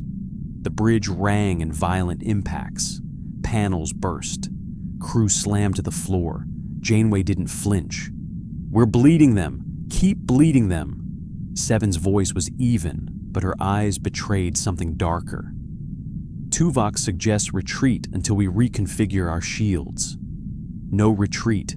We push." The words were simple, but brutal. A mantra. Make profit impossible. Make resistance unaffordable. Voyager dove under a carrier's belly, so close that the shield scraped blue sparks along its surface. Tuvok fired photon torpedoes at point-blank range. Massive explosions ripped the carrier open from below like a split belly, releasing streams of burning droids. Then Janeway used the kill shot. "Target their hangar doors. Fire full spread. No staging bay survives." With a single volley, she destroyed the places where war was built, not the fighters themselves, the factories. She wasn't killing soldiers. She was killing industry. The Viceroy screamed, watching his manufacturing ships die. "Do not allow her to strike our facilities! Flank her! Ram her! Smother her!" But the Federation captain wasn't done. Janeway's eyes were cold. "We need to ruin their economy, permanently," Seven nodded. "Then we must destroy their resource infrastructure." Janeway smiled with vicious clarity. "How do you destroy a supply chain?" Chakotay answered, realizing where this was going. "You poison it." Voyager charged toward the nearest shipyard carrier. The deflector began charging a different energy signature, subtle, ionic, invisible. Paris whispered, horrified, "That's not a weapon. That's transporter tagging?" Janeway leaned forward like a woman preparing to slit a throat. "We are going to infect their entire fleet with replicated garbage," Seven confirmed, voice cold. "Duplicated waste matter multiplied through their raw repository," Harry gasped. "We're sabotaging their fuel supply by filling it with excess star debris. Their entire economy will collapse from storage overflow." Janeway's voice became a razor. "Kill their profit. Kill their war." The Federation ship roared into position. The deflector flashed once, silent, invisible. Every Trade Federation storage bay filled with worthless tons of broken matter. Overloaded resource tanks clogged with unusable scrap. Infinite waste spreading by transporter duplication. Entire star carriers shut down, not from attack, from bankruptcy. The Viceroy fell to his knees. "She's destroying our money," Janeway whispered to herself, voice shaking, not from mercy, from hunger. "You should have stayed in your galaxy. You should have stayed in your war. You should have left us alone." Voyager turned slowly and hunted again. The Trade Federation's fleet was no longer a disciplined wall of machinery. It was a dying factory screaming in metal panic. Carriers vented raw gas into space as their storage bays overloaded. Tanker barges shut down, filled beyond capacity with debris that could not be refined, processed, or sold. Voyager carved through the collapsing armada like a shark cutting through spilled fuel. Tuvok reported through smoke and sparks. "The nearest Lucra Hulk has ceased launching fighters. Its supply chain is paralyzed." Janeway's voice was ice. "Then we move on to the next one. Paris, bring us in close. Make them work for every second they remain operational." Paris hesitated. His hands were shaking. "Captain, every time we get near those carriers, we're in point-blank flak range." "That's the point," Janeway cut him off. "If they want to keep fighting, they must pay for it in blood." Even Chakotay looked unsettled. "Janeway, Catherine, we can cripple them without slaughter." Janeway turned slowly toward him. Her expression was not anger. It was something colder. "We gave mercy to the Borg. We gave mercy to the Romulans. We watched the Federation die. I'm finished being gentle." She turned back to the view screen. "Today, we make war unprofitable. Today, we make their greed cost them pain." No one argued again. On the Lucra Hulk command deck, panic spread like infection. The Nemoidian Viceroy shouted orders in shrill desperation. "All droids engage! Deploy reinforcements! We must overwhelm them with expendability!" Thousands more Vulture droids launched, escorted by heavier droid tri-fighters. The sky became a cloud of wings and metal claws. The Neimoidian barked, "Their weapons will run out before our machines do." But Voyager didn't target the swarm. Janeway gave a surgical order. "Tuvok, set phasers to narrow-band coronal sweep. Target only the internal stabilizers and the carrier structural rings." Tuvok's eyebrow lifted just slightly. "That will not destroy the ship. It will only destabilize rotation," Janeway finished.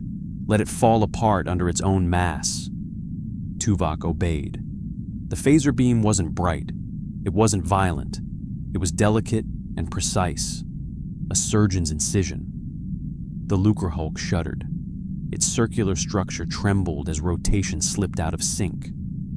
The ship's own gravity generators, designed to support its huge ring, turned against it.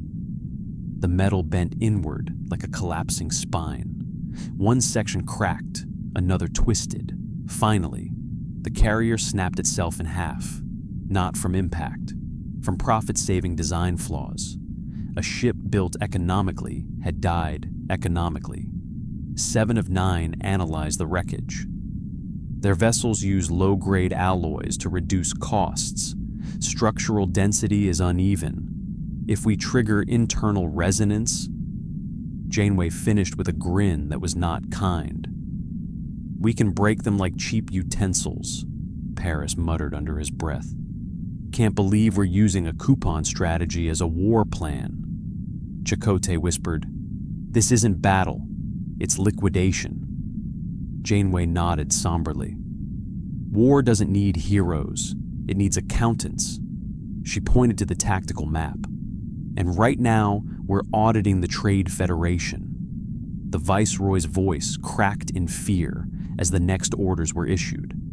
"Concentrate fire, forget profits, destroy them, destroy them." For the first time in decades, the Trade Federation waged war without caring about cost. Turbo laser batteries hailed fire like a rain of emerald meteors. Droids shot blindly. Entire hangars dumped torpedoes in reckless panic. Voyager was hit hard.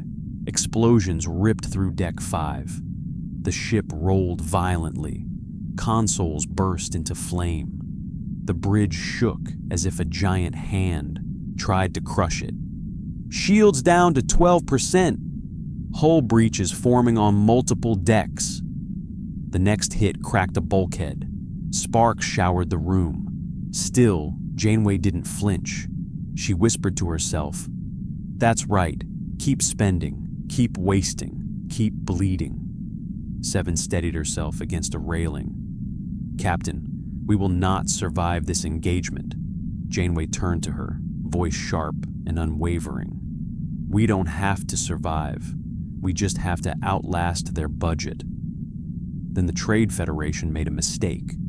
The Viceroy shrieked, desperate and furious. "Bring the harvesters online. All industrial cruisers advance." Chakotay blinked. "Harvesters? They're not warships."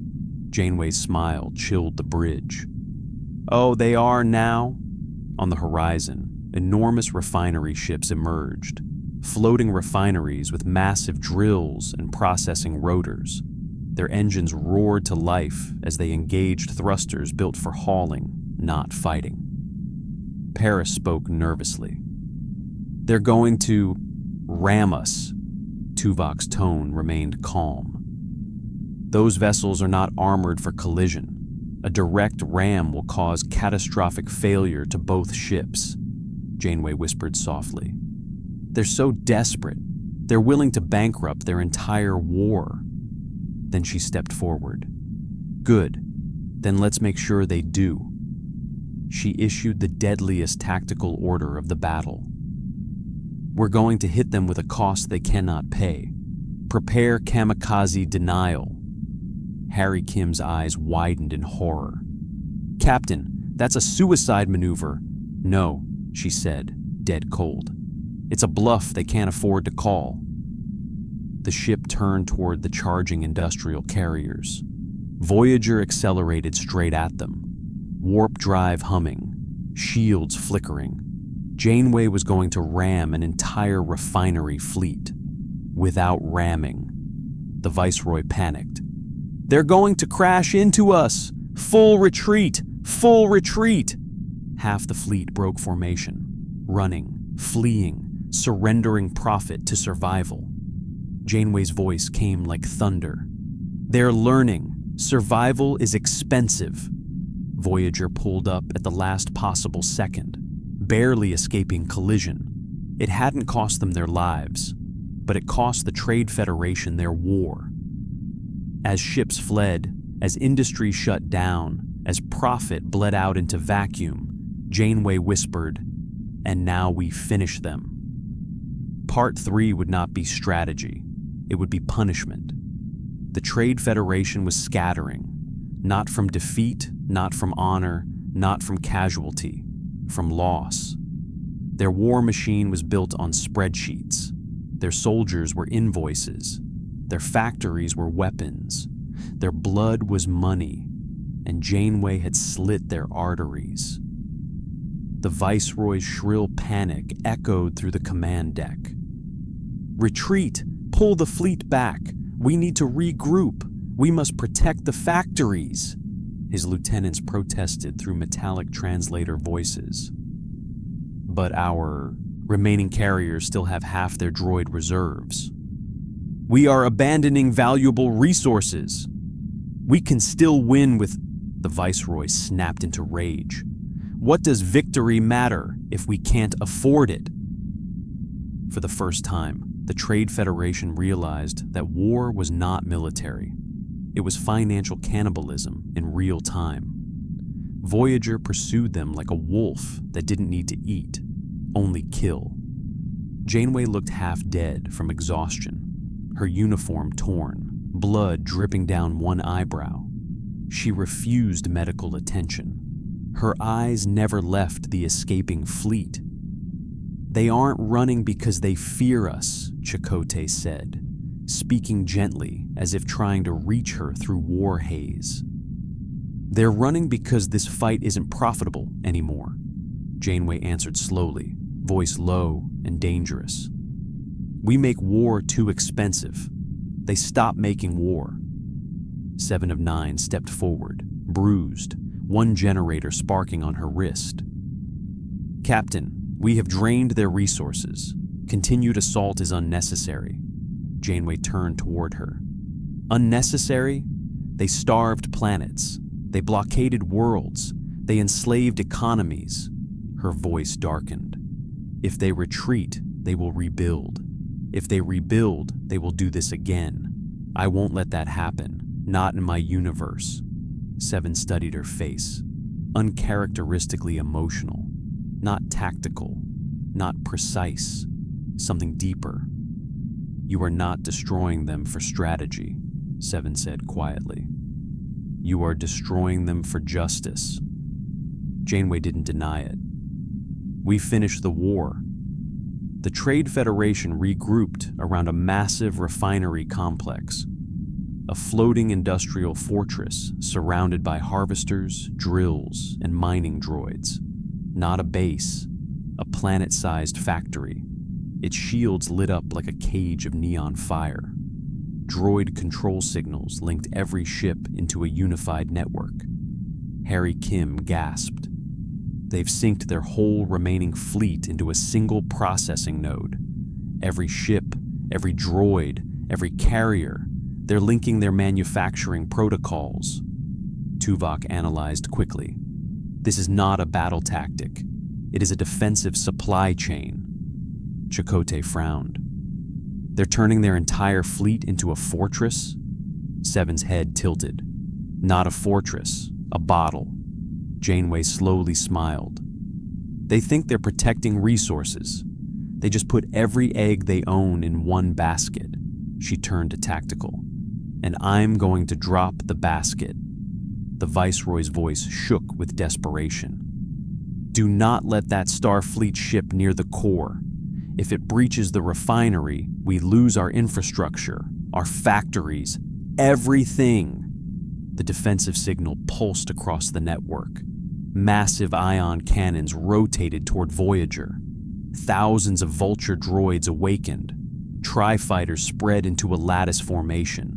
The Trade Federation was making a final stand. Not for survival, for their assets. Janeway stood at the center of her bridge. We're going to burn their economy to the ground. Harry paled. Captain, if that refinery goes, the explosion will obliterate half of the star system. Millions could die. Janeway's expression hardened. I don't intend to blow it up. Silence hit the bridge like gravity. 7 asked, cautious. Then what do you intend? Janeway leaned in, eyes fierce, voice like a wire pulled tight. We're going to bankrupt them. Voyager charged again. Droids flooded toward them in numbers too dense to see through. A storm of metal teeth. Tuvok fired phasers. Paris dodged through swarms. Shields flared like dying suns. Hull plating peeled. Alarms howled. The fortress factory loomed larger. Chakotay shouted over the roar. Captain, if we get any closer, we'll be shredded. Janeway gripped the armrest, knuckles white. Closer. They must believe we're desperate. Harry screamed. We're taking critical damage. That's the idea, Janeway snapped. Let them think we're risking everything. Voyager broke through the droid battalion. Hull scorched black. A nacelle flickering. The ship limped toward the refinery. Then Janeway gave the real objective. Tuvok, beam the Delta marker. Only one device. No torpedoes fired. No weapon struck the refinery. A tiny beacon materialized on the superstructure. 7 whispered, understanding dawning. You're not destroying the factory. You're tagging it. Janeway closed her eyes. For acquisition. The factory had been claimed. not annihilated. Build. The Nemoidian viceroy watched in horror as the treaty alert flashed across every system. This is a claim notice. They're seizing our factory as Starfleet property. That's impossible. They can't own our assets. Voyager began transmitting legal codes across the network. Starfleet salvage doctrines, multiversal appropriation laws, wartime repurposing clauses, ownership schemas, acquisition protocols. Janeway had brought something far worse than weapons: paperwork. Trade Federation officers screamed as their own legal AIs validated the claim. We're losing control of our supply chain. Their ship is acting as administrator. Our harvesters are registering as Federation assets, Janeway whispered. War is a transaction. I just bought your empire for one transporter tag. With one beacon, the Trade Federation lost. Their factories, their fleets, their droids, their future all repossessed by enemy acquisition. The Viceroy fell to the floor, sobbing. You ruined us, without even killing us, Janeway answered across the comm, voice sharp and merciless. No, I ruined you so no one else will ever die because of you. She ended the transmission. Voyager drifted in space, half broken, but victorious. Janeway closed her eyes. The bridge was quiet, not triumphant, not cheering, numb. Chakotay finally spoke, almost afraid of the answer. Captain, was this justice? Janeway whispered without looking at him. It was necessary. And for the first time, even Seven looked away from her. Catherine Janeway didn't win a battle. She ended a system. The battle was over, but Voyager did not feel like a victor. The bridge was thick with smoke. Systems flickered like dying stars. Medics carried stretcher after stretcher past tactical stations. Engineering reports came in soaked with static and panic. Shields were offline. Warp core was unstable. Hull fractures on 5 decks, dozens injured, a few not moving at all. And still, Janeway had not sat down. She stood like a war monument, unmoving, staring at the dead space where the Trade Federation fleet had retreated in economic ruin. Behind her, Chakotay spoke with a voice of restrained fear. Captain, our crew needs time to breathe. Janeway didn't turn. The galaxy doesn't breathe when we pause. The moment we rest, someone else will exploit the ruins we leave behind. He stepped closer. We won. We crippled them. The Federation won't fall to their markets.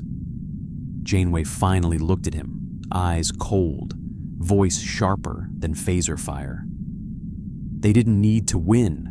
They only needed to spread. A syndicate doesn't defeat nations. It devours them slowly, like interest. Chakotay swallowed. This wasn't tactical, Janeway. This was something else, harder, meaner. She wasn't fighting a battle. She was fighting an idea.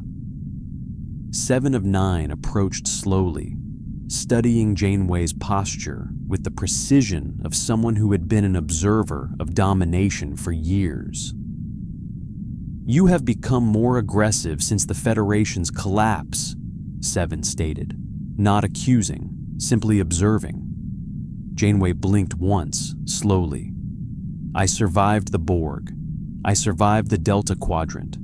I watched our ideals die. I won't let commerce replace them. 7 was silent for a moment before answering. You speak like the Borg did, not in ideology, in inevitability. A trace of something, pain or realization, crossed Janeway's eyes, but she didn't respond. Instead, she turned to tactical. Tuvok, status of the salvage claim? Processing, Tuvok said. However, there is a complication. Janeway's jaw tightened. Define complication. The refinery's AI systems have not surrendered. They are attempting to void the transaction through internal legal arbitration. The droid lawyers are contesting ownership. Chakotay blinked twice. They're trying to sue us back for their factory? Tuvok raised a calm eyebrow. In crude terms, yes. Janeway stared into the haze like she was watching a distant star burn. Then we need to shut down their arbitration capabilities. Seven looked sharply at her. You intend to legally kill their AI? No, Janeway said. I intend to overwork it to death. Inside the Trade Federation refinery, hidden behind encrypted firewalls, droid arbitration protocols screamed in digital panic. Alert. Property claim detected. Alert. Illegal seizure attempt. Alert. Starfleet utilizing acquisition subroutines. Suggested response. File counter lawsuit. Billions of automated legal packets fired at Voyager. Millions of pages of counterclaims, tax codes, planetary tariffs, shipping disputes flooded Voyager's comms. It was a bureaucratic DDoS attack. Paris stared in horror. Are we being sued to death? Janeway smirked faintly. Let them try. She turned to Seven. Modify transporter matrix. Convert every arbitration message into a physical hard print. Seven's eyebrow rose. You intend to materialize their legal attacks aboard the refinery? Janeway's grin was terrible. I'm going to bury their AIs with their own paperwork. Voyager's deflector lit once more. Then the refinery began to drown in its own legal documents. Paper appeared everywhere. Physical stacks, manifest logs, ownership disputes, thousands of tons of contracts raining inside a factory that had no oxygen, no space, no claws to dig out. The refinery's internal systems choked on matter and data. Droid voices began to glitch. Too many filings. Too many filings. This is not profit. Screens shattered under document overflow. Storage compartments burst. Conveyor belts jammed with printed lawsuits. The factory's AI screamed, "We cannot afford this." On Voyager, Torres limped into the bridge, covered in soot and plasma burns. What the hell did you do? The entire refinery's mass shifted. Its systems are collapsing. Janeway's eyes reflected no regret. We ended their business. Torres narrowed her eyes. This wasn't war. It was extermination of an economy. Janeway looked at her. If the Federation dies again, it won't be to guns. It'll be to people like them. Torres didn't argue. She couldn't, because somewhere, deep inside her, she knew it was true. As the refinery screamed and collapsed into legal ruin, the remaining Trade Federation warships broadcast a message. Not a threat, not a treaty, not terms of surrender. Only one question. How much will it cost for you to leave us alive? Janeway's answer came without hesitation. Everything you still own. Silence followed. Then the transmission cut. The refinery shut down forever. Voyager drifted in the aftermath of a sterilized economy. No cheers, no applause, just exhaustion. And the cold truth.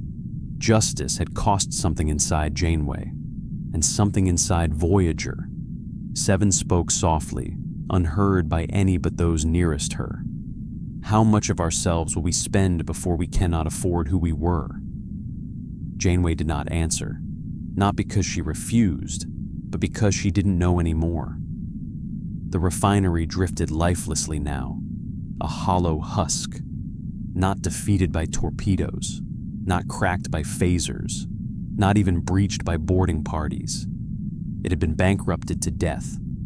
As Voyager stabilized its damaged systems, wounded crew were moved to biobeds, medics working until their hands shook. Engineers crawled through smoking conduits. Deck plating still glowed where plasma had burst through. Victory did not feel like triumph. It felt like weight. Janeway remained on the bridge hours past necessity. She watched the smoldering refinery through the viewport, expression unreadable. She hadn't spoken more than a sentence since the last transmission. Tuvok returned from a final system scan. The Trade Federation has agreed to relinquish all remaining assets. Their forces have withdrawn beyond contested borders. They have requested embargo immunity in exchange for ceasefire. Janeway nodded slowly. And their factory quotas? Abandoned, Tuvok replied. Paris looked up from helm, voice tired. That will collapse half their industrial backbone. They'll spend decades recovering. Good, Janeway said. Let them spend something for once. No one spoke after that. It wasn't that they didn't agree. They were simply unsure whether the person who said it was still their captain, or a ghost wearing her voice. Chakotay approached Janeway quietly, as if approaching a patient in shock. Captain, we should open a channel to Starfleet Command. Report victory. Janeway raised her head slightly. Not yet. There's one more thing to do. She walked toward Tactical. Tuvok, open a narrow band channel. Route it to the survivors. Paris frowned. Survivors of what? Janeway didn't answer him. She stared through the viewport again, as if she were looking at someone beyond the factory, beyond the wreckage, beyond the stars. Tuvok, channel open? Yes, Captain, he replied. Janeway's voice changed. Not the tone of authority, not the tone of command, the tone of a verdict. To the Trade Federation leadership, to everyone who profited from suffering, you will not rebuild on the backs of slaves. You will not return to your blockades. You will not cripple worlds to fatten your banks. Her eyes narrowed, and if sound could become steel, her voice was metal-cutting bone. Because if you do, I will come back, and next time, I won't leave you anything to salvage. The channel closed. No threats returned. No response at all. Because they believed her. Voyager limped across the battlefield, collecting its wounded drones, retrieving debris that might still hold survivors, and beaming aboard any escape pods left behind, even Trade Federation ones. Janeway didn't comment. Chakotay approached again. We're taking their survivors aboard? After all that, Janeway answered without looking. We fight business, not life. Seven studied her for several seconds, then said, without emotion, Your anger is efficient and selective. Janeway's expression flickered, revealing something raw. It has to be, or I become them. Torres arrived on the bridge, bandaged and limping. She dropped a systems pad on the panel. Warp engines are barely holding. Life support is stable, but every deck is bruised, and so is every crew member. Janeway nodded once. Take us, somewhere quiet, somewhere unoccupied, full impulse, we'll repair. Torres waited, then asked softly, Is this where we rest? Janeway didn't look away from the viewport. No, this is where we recover so we can keep moving. Chakotay tried again. Captain, where exactly are we moving to? Her eyes hardened, not with rage, but with the kind of determination that stopped empires. We're not done saving what's left of the Federation. Paris swallowed. How many more need saving? Janeway's reply came like a blade, sharpened on exhaustion. All of them. Voyager turned slowly, engines struggling, but alive. The disabled refinery shrank behind them, hollow and silent, an echo of markets and machines that had once tried to buy a galaxy. Now they were bankrupt, powerless, impotent. And Voyager, wounded, battered, exhausted, left them behind, not victorious, not at peace, not unchanged, just one ship in a war with no clear end. A war where ethics were casualties. A war where justice was a weapon. A war where the price of survival was no longer moral. It was practical. The Trade Federation would never forget the ship that ruined them without firing a final shot. And Voyager would never forget how much it cost them to do it. No cheering, no celebration, just silent stars watching two universes devour one another. Score update: Star Trek leads. Star Trek 5 Star Wars 2. Next combatants await: Vulcans plus augments versus Wookiee berserkers. Vulcans plus augments logic fused with engineered brutality. Cold control versus primal rage. Calculated evolution versus ancestral destruction. Wookiee berserkers, warriors who do not fight to win. They fight so their death scars the cosmos. Who adapts? Who endures? Who breaks? The cosmic entity whispers, "Fight." A forest moon rotated beneath a lavender sky, its canopy teeming with towering trees wider than Federation starships. Wind roared between trunks like ancient drums. The air smelled of bark, sweat, rain, and something older than civilization. A Vulcan survey craft descended through cloud layers, quiet as meditation, disciplined as ritual. It didn't land in secrecy. It landed precisely, coordinates calculated to intersect the strongest gravitational branch structure, providing perfect tactical advantage. On the ramp, a strike party assembled. Not Starfleet, not pure Vulcan, a federation of logic and genetic augmentation. Dr. Arik Soong's descendants, the Augments, stood beside Vulcan defense masters. Their muscles were engineered, their senses amplified, their emotions volatile. Vulcans had not merely accepted them, they had changed them. Surak's philosophy had rewritten augment neural regulation. The violence remained, but the mind ruled the blood. Terrell, Vulcan commander, stepped forward. Remember, the Wookiees do not pursue victory, they pursue meaning. If we remove meaning from the battle, they will break. Kor, an augment with eyes like sharpened mercury, smirked. So, bore them to death? Correct, Terrell replied. Kor laughed once. I wasn't joking. From the trees came the first roar. It shook branches. Birds fled in panic. Animals burrowed underground. Then another roar.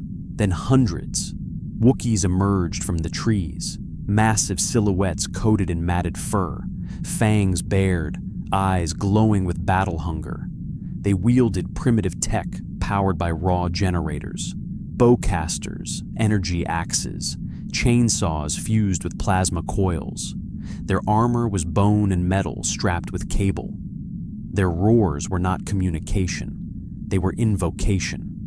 The largest stepped forward, fur braided with steel cords, scars burned into flesh. His roar cracked the air. Terrell translated without emotion. He challenges our right to exist here. Kor cracked his knuckles. What do we say back? Terrell stepped forward, raised his hand in a Vulcan salute, and turned his palm down. Wookiee body language, rejection of their ritual, refusal of honor, desecration of tradition. The roar that answered didn't shake the trees. It ripped birds from the sky. 100 Wookiees charged. The Vulcans didn't move. The augments didn't flinch. Then, impact. 2 Wookiees slammed into Kor. He stepped aside by inches, redirecting their momentum so they crashed into a tree trunk so hard the bark shattered. He didn't gloat. He didn't grin. He simply waited for the next attack. The Wookiees came again, bowcasters firing, blades raised. The Vulcans countered with shock staves tuned to disrupt motor impulses. Every strike landed not to kill, but to disable, to deny catharsis, to leave the warrior alive, but denied his purpose. Wookiees collapsed, unable to continue combat, enraged by impotence. Kor drove a fist into a charging Wookiee's knee. It bent backward with a nauseating snap. The creature howled, but Kor didn't finish him. He stepped away. "Let your pain be your witness," he said. Two Vulcans moved with mathematical precision through the battlefield. They didn't dodge, only redirected force. They forced Wookiees into each other, causing chaos within their own ranks. To Wookiees, this was not battle. It was insult. One massive Wookiee slammed into Tyrell, wrapping him in a crushing embrace, trying to break bones against a tree. Tyrell didn't resist. He exhaled slowly, then applied 3 pressure strikes to the Wookiee's lower spine. The beast collapsed, still alive, still conscious, unable to fight. The Vulcans let him feel his humiliation. It cut deeper than any blade. On the battlefield, the Wookiees howled not in fury now, but in despair. They were losing without being defeated. They were being denied their death stories, and this broke them. But one Wookiee did not break. He stood perfectly still, watching, studying, not roaring, not charging. His name, whispered by terrified warriors, was Garath. He was ancient. His scars were layered like tree rings. His weapons were simple. 2 wood-chipped obsidian knives engraved with the names of those he'd killed. He walked forward slowly, eyes locked on Tyrell. Kor whispered, "Let me take him." "No," Tyrell said calmly. "You lack the discipline." Garath approached without a sound. Wookiees fell silent behind him. The augments grew tense. Tyrell inhaled once. Garath moved. He didn't attack normally. He didn't strike like a berserker. His motions were controlled, precise. His rage was not a storm. It was focus. Tyrell met him with equal control. They exchanged blows so fast, Wookiees could not track them. Garath used his weight, grappling, twisting, crushing.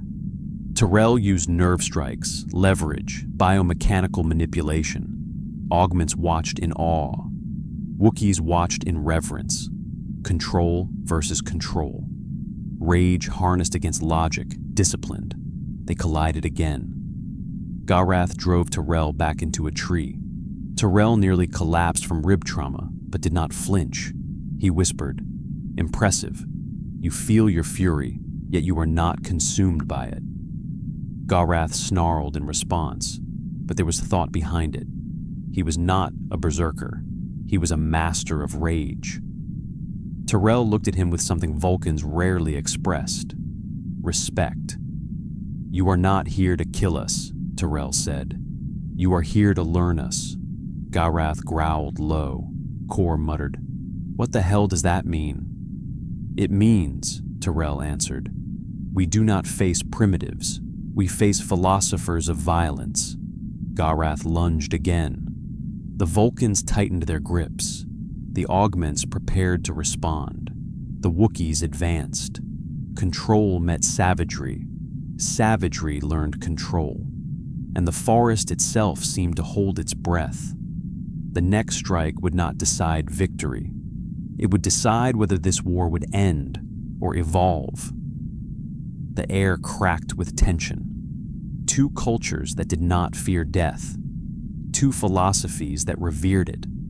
But only one side understood death without victory. The Wookiees could not comprehend the insult. To die without meaning was worse than defeat, worse than dishonor.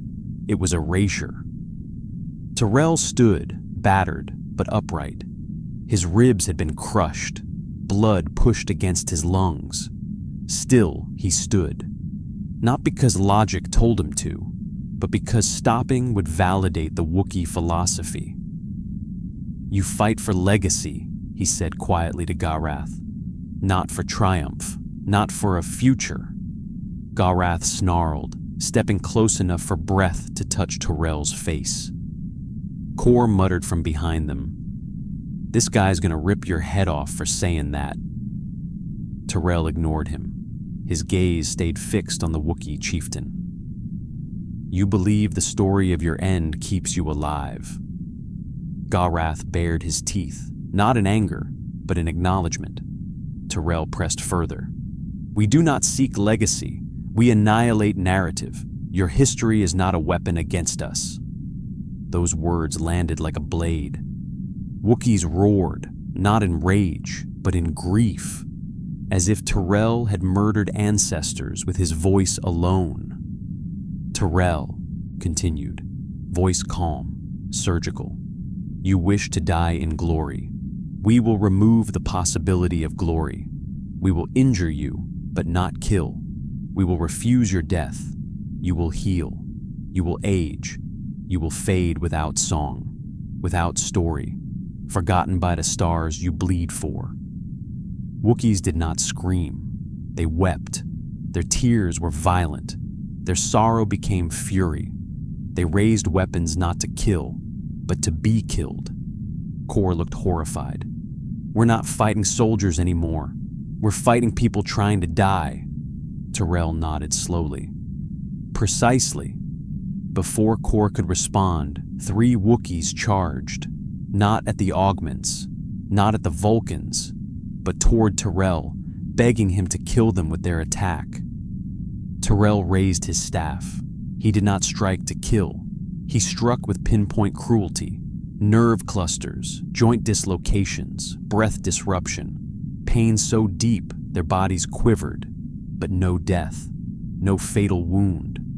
They collapsed, sobbing in humiliation. Tyrell turned to the watching army. We will deny you your myth, Galrath roared, a roar so deep it broke into 2 tones at once. It shook leaves from branches, cracked bark, caused birds to fall unconscious.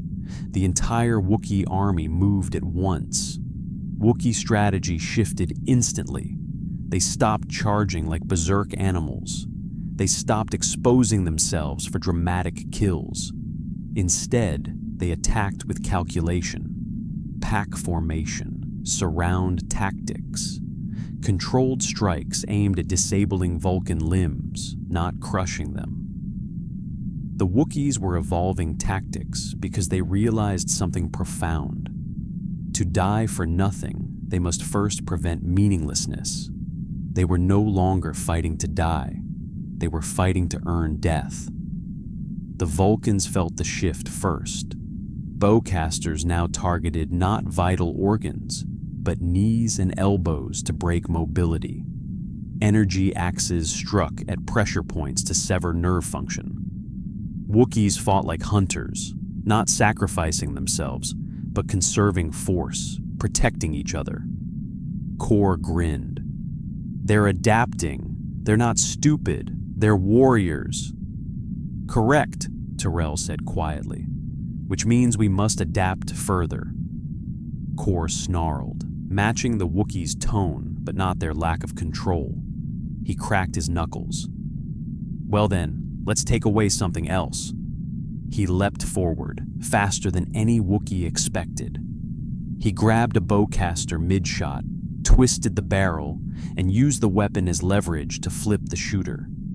He then ripped the energy cell free and hurled it into another Wookiee's face, blinding him. 2 more attacked. Kor struck both at once, 1 knee to the jaw, 1 palm to the sternum. He didn't kill them. He made them irrelevant. Wookiee value system was collapsing. Purpose meant recognition. Recognition meant memory. Kor was stealing memory from them, breaking them without letting them earn a place in Wookiee legend. Vulcan warriors mirrored him with terrifying precision. Their blows became non-lethal, their takedowns humiliating, their refusal to deliver final strikes intentional. Wookiee rage turned to existential panic. They feared a death that left nothing behind. They fought not to win. They fought for someone to remember they fought. Galrath finally understood the Vulcan strategy. He did not roar. He whispered, voice vibrating low in his throat, a sound like a funeral drum with no body beneath it. Then he threw down his weapons. Wookiees froze in shock. The chieftain stepped toward Terrell, hands empty, chest exposed.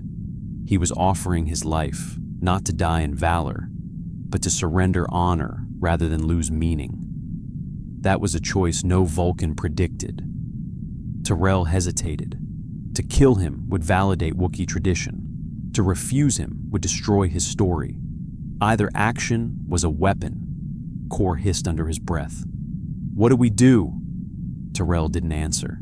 He stepped closer to Garath, slow and deliberate. The forest fell silent.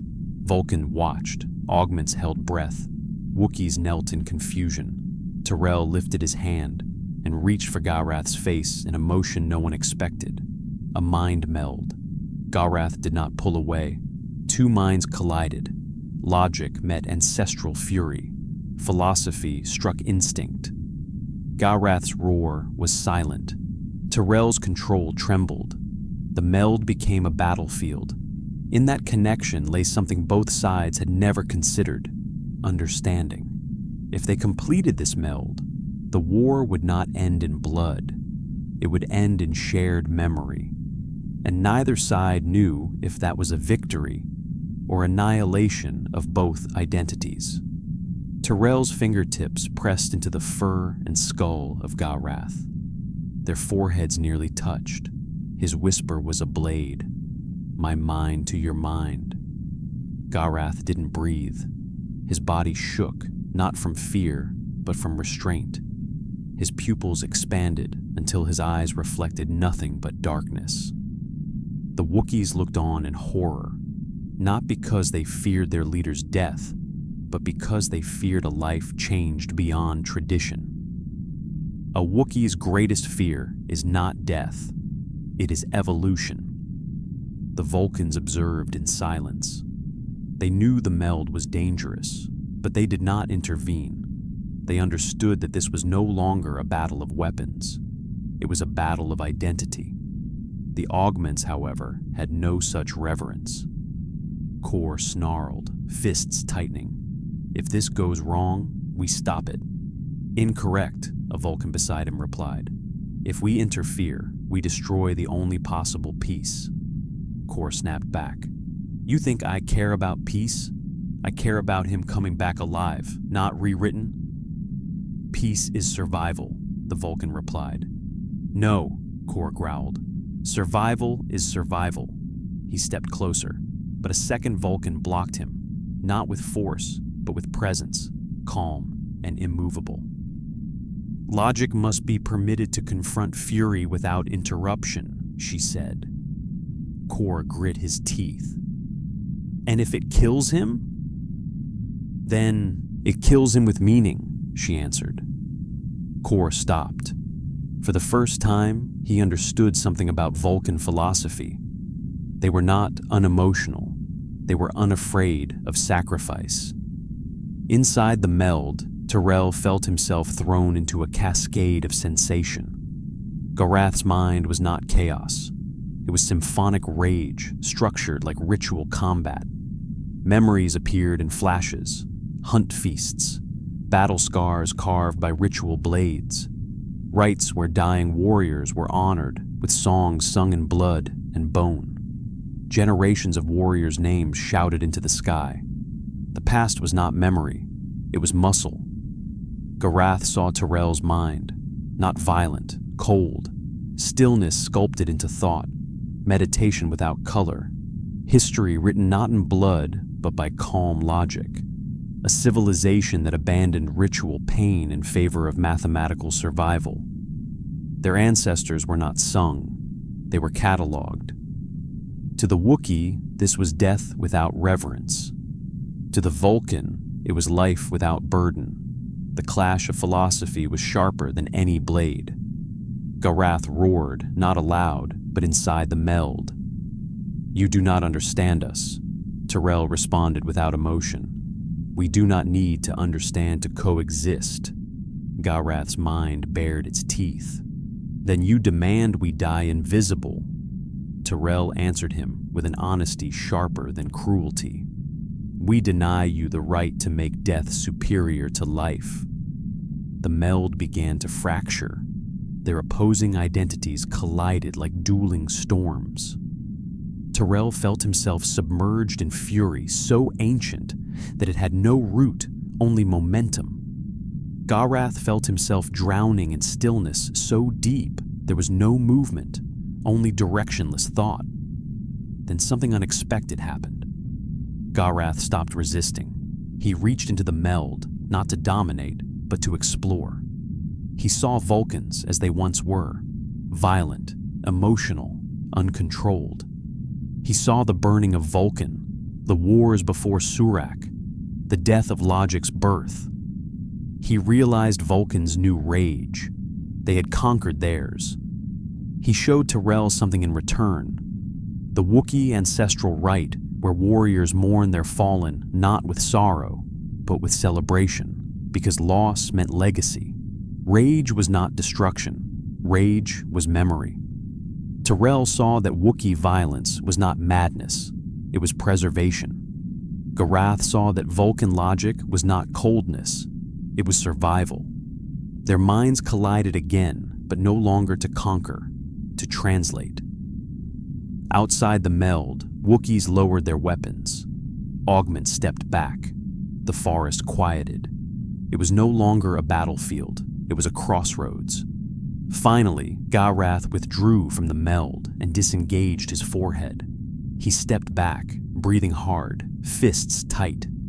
Tyrell staggered, catching himself against a tree. Kor rushed forward and grabbed Tyrell by the shoulders.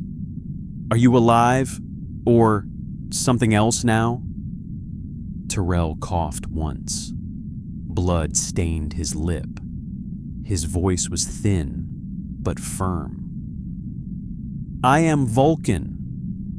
Garath lifted his knives, but not in a killing stance. He flipped them, offering the handles outward. Every Wookiee gasped. Offering weapons was not surrender. It was invitation. Garath was inviting the Vulcans not to kill him, but to join his legacy. Tyrell stared at the knives. If he took them, Vulcans would be written into Wookiee history forever. Kor stepped in and whispered fiercely, "Don't do it." Tyrell glanced at him. "If we refuse, we break what we just understood." "If you accept," Kor hissed, "you let them own our story." Tyrell looked back at Garath. To accept the blades would unite them through shared story. To refuse would preserve Vulcan separation from Wookiee tradition. Both were victories. Both were defeats. Tyrell asked the only question that mattered. "What do you offer with these knives?" Garath answered, not in words, but in meaning. The blades were not violence. They were memory. He was offering not death, but respect. Tyrell reached. Kor's breath froze. The Wookiees stopped breathing.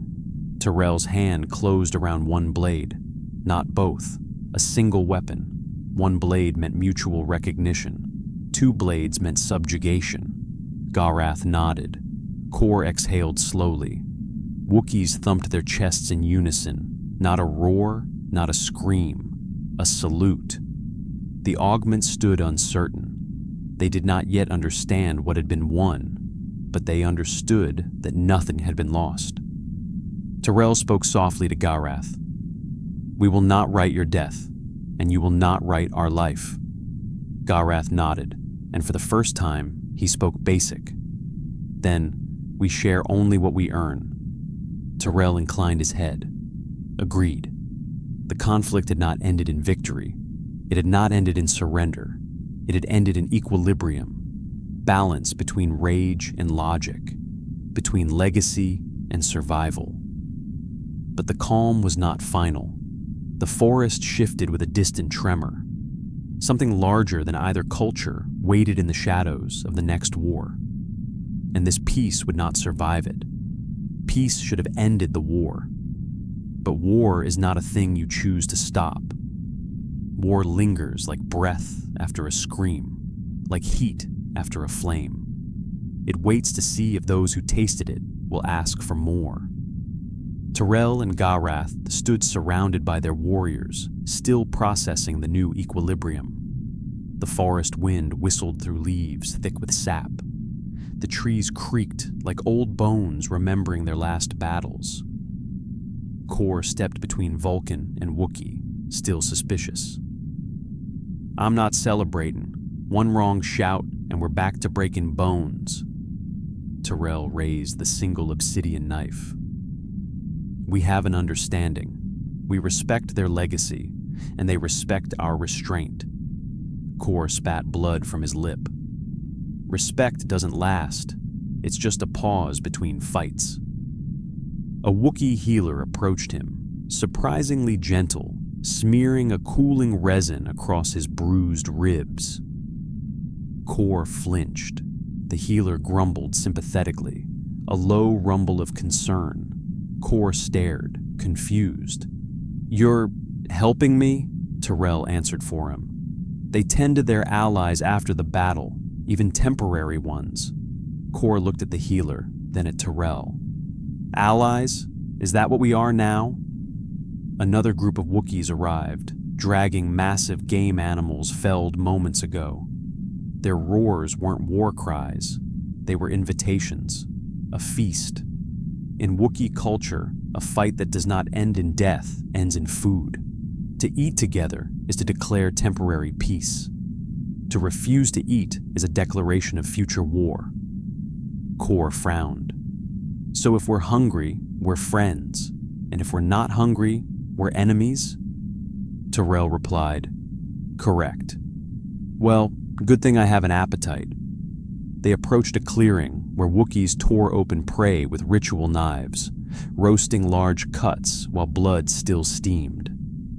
Vulcans looked mildly alarmed, but politely observed the preparations. Augments grinned. They were not unsettled by raw meat or the smell of dripping iron. Garath himself delivered a massive cut to Terrell, still steaming, still nearly alive. It was a clear gesture. He handed their philosophical opponent the choicest portion. Vulcans are herbivores by choice, but not by biology. They could eat meat. They simply preferred not to. Terrell stared at the offered flesh. He realized something profound. This was not a challenge. It was trust. If he refused the gift, peace would tear like wet paper. Terrell raised the meat and placed it near the fire to cook, not eating it raw, not rejecting it, modifying the ritual without destroying it. Garath watched carefully, then bowed his head, not insulted, impressed. They would not break tradition. They would refine it. That earned respect. Kor laughed. "Look at that. You Vulcans really can compromise without being boring." Terrell did not respond. The feast began. Wookiees ripped apart the meat with joy. Vulcans tasted only what was necessary. Augments ate like wolves, their engineered metabolisms grateful for calories. The ground shook, not from drums, not from roars, from something else. Wookiee scouts burst out of the tree line, roaring distress. A young Wookiee, barely taller than Kor's shoulder, stumbled forward and pointed, not at enemies, at the sky. Augments snapped to alert on instinct. Vulcans narrowed their eyes.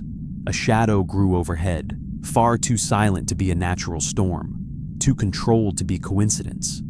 A ship descended slowly, large, predatory, not republic, not federation. It bore no colors, no crest, no signature broadcast.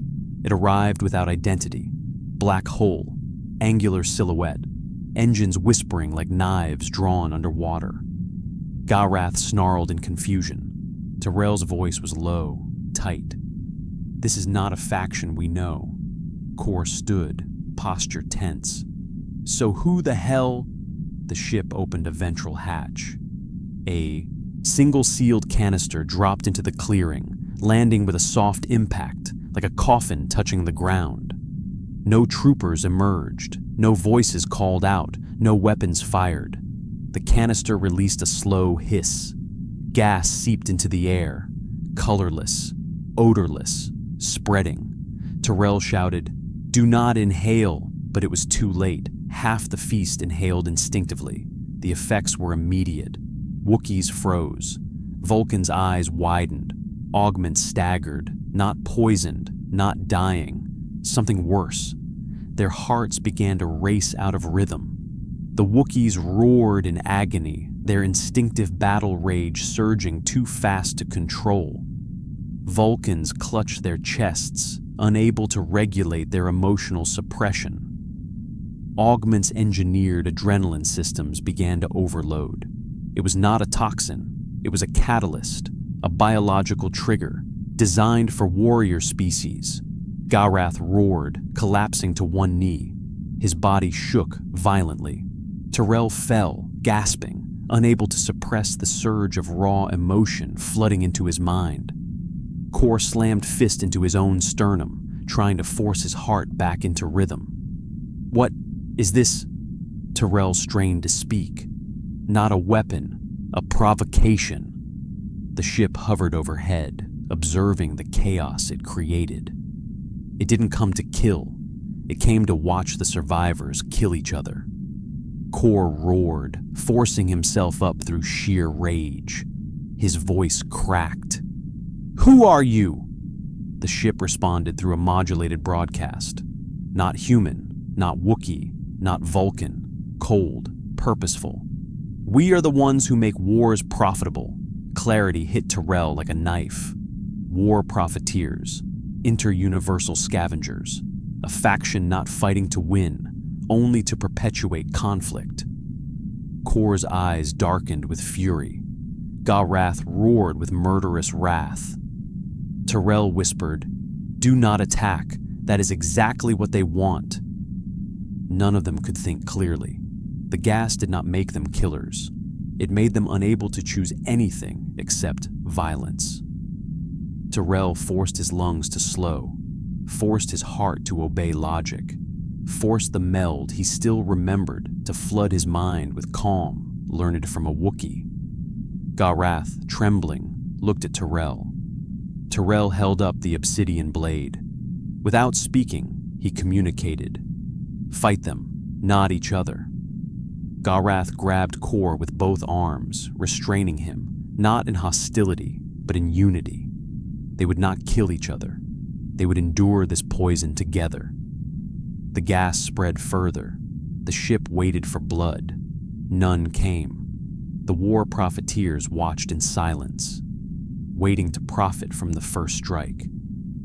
Tyrell spoke with discipline carved from suffering. "Listen to me. Fight the instinct. Fight the chemical. Fight the expectation." Garath beat his own chest and growled to his warriors. Kor roared at the augments to hold back. The forest shook, not with violence, with restraint. The one thing this gas could not control. They were all shaking with the effort not to rip each other apart. The voice from the ship spoke again. "You resist. That is admirable. Resistance is expensive. We will return when you are cheaper." And the ship ascended. Not defeated, not threatened, not gone, just waiting for a universe so desperate that even peace will sell itself to war. The gas weakened, the drums of bloodlust receded, but they did not disappear. They lingered, a wound in the mind, a memory no species would forget. Kor braced himself on a tree, breath shaking. Garath stood, panting. Tyrell wiped blood from his mouth. He whispered, "This battle is not over. It has only changed hands." And high above them, invisible to any proud species below, the next war was already being priced. The gas finally thinned, but its damage remained inside them, like splinters lodged beneath the mind. Vulcans felt emotion pressing at the walls of logic. Augments felt adrenaline twitching in their muscles, hungry for an outlet. Wookiees shook with battle urge without a target to tear apart. They had survived the gas. but they hadn't defeated what it did to them.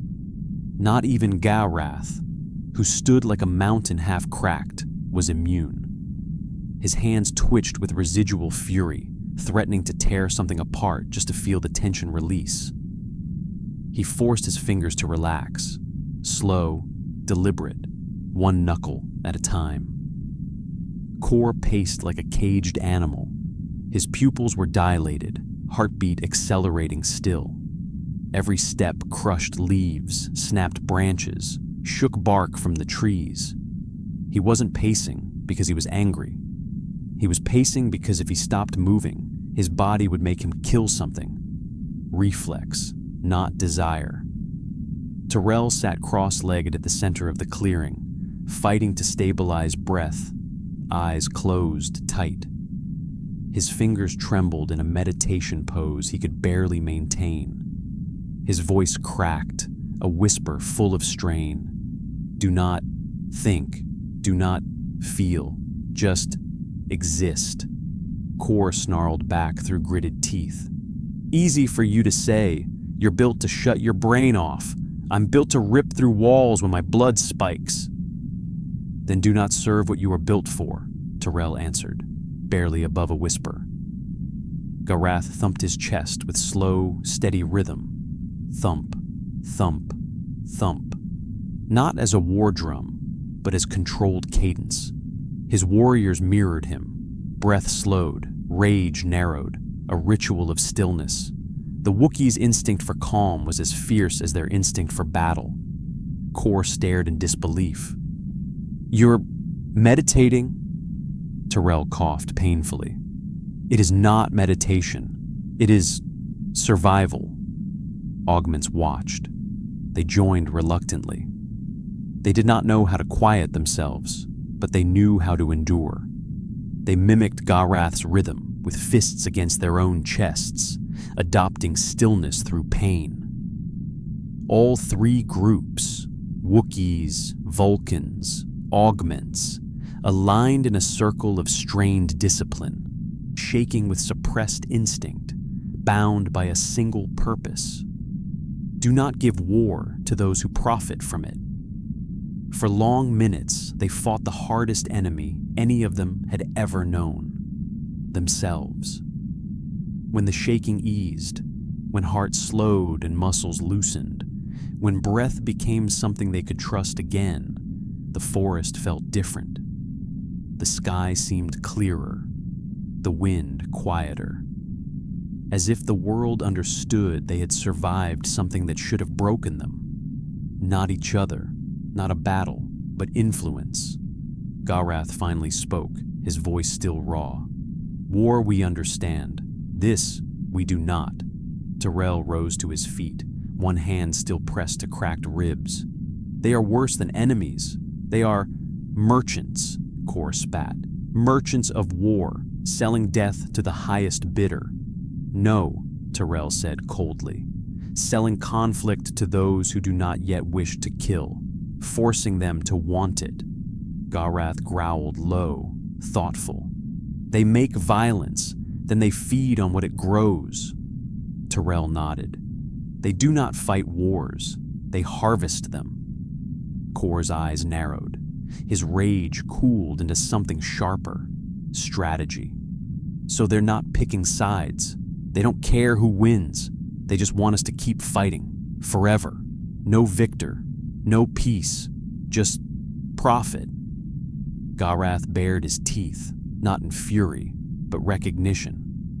Then they are enemies to everyone. Tyrell looked at the Wookiee chief, then at the Augment soldiers, then out to the sky where the predatory ship had vanished. Enemies we cannot fight alone, Kor smirked, deadly calm. So what? We build an alliance? Logic, fury, and engineered muscle take on interdimensional arms dealers? Gawrath placed his huge palm on Kor's shoulder, lightly, respectfully. We do not build alliance, we build memory. Tyrell understood.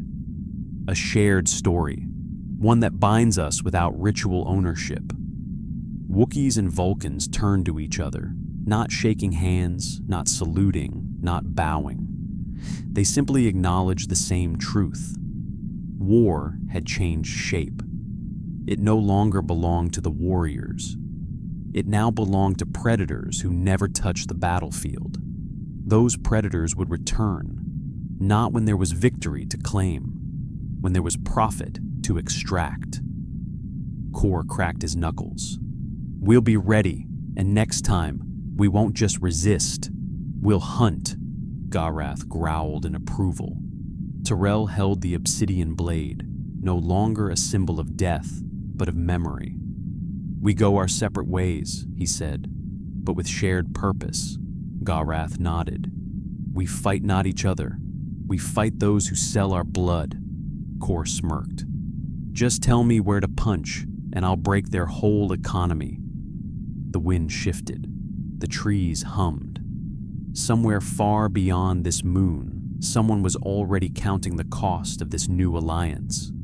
Not in lives, in profit lost. The war merchants would not tolerate that. They would escalate. Far above, in the void between galaxies, the same black ship waited in silence. Inside, its pilot spoke in cold tones. The test was successful. They resisted unity through conflict. We will apply a broader model. We proceed with Phase 2? Yes. Manipulate the larger powers. We will ignite wars where resistance is impossible.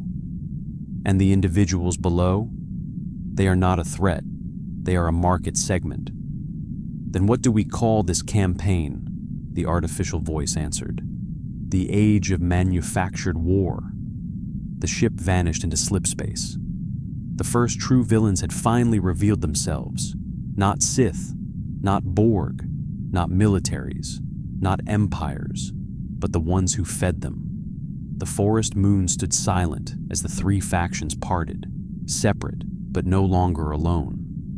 This battle ended not in victory or defeat, but in recognition. No score could be recorded, no winner could be named, not when all three sides gained something greater than conquest. Respect. The fight ends. Result: tie. Mutual withdrawal plus alliance. Score. Update: Star Trek, 6 Star Wars, 2 tie, 1. The cosmic entity whispered through every star. The next war will not be fought by worlds, but by those who shape worlds. To be continued in Episode 3.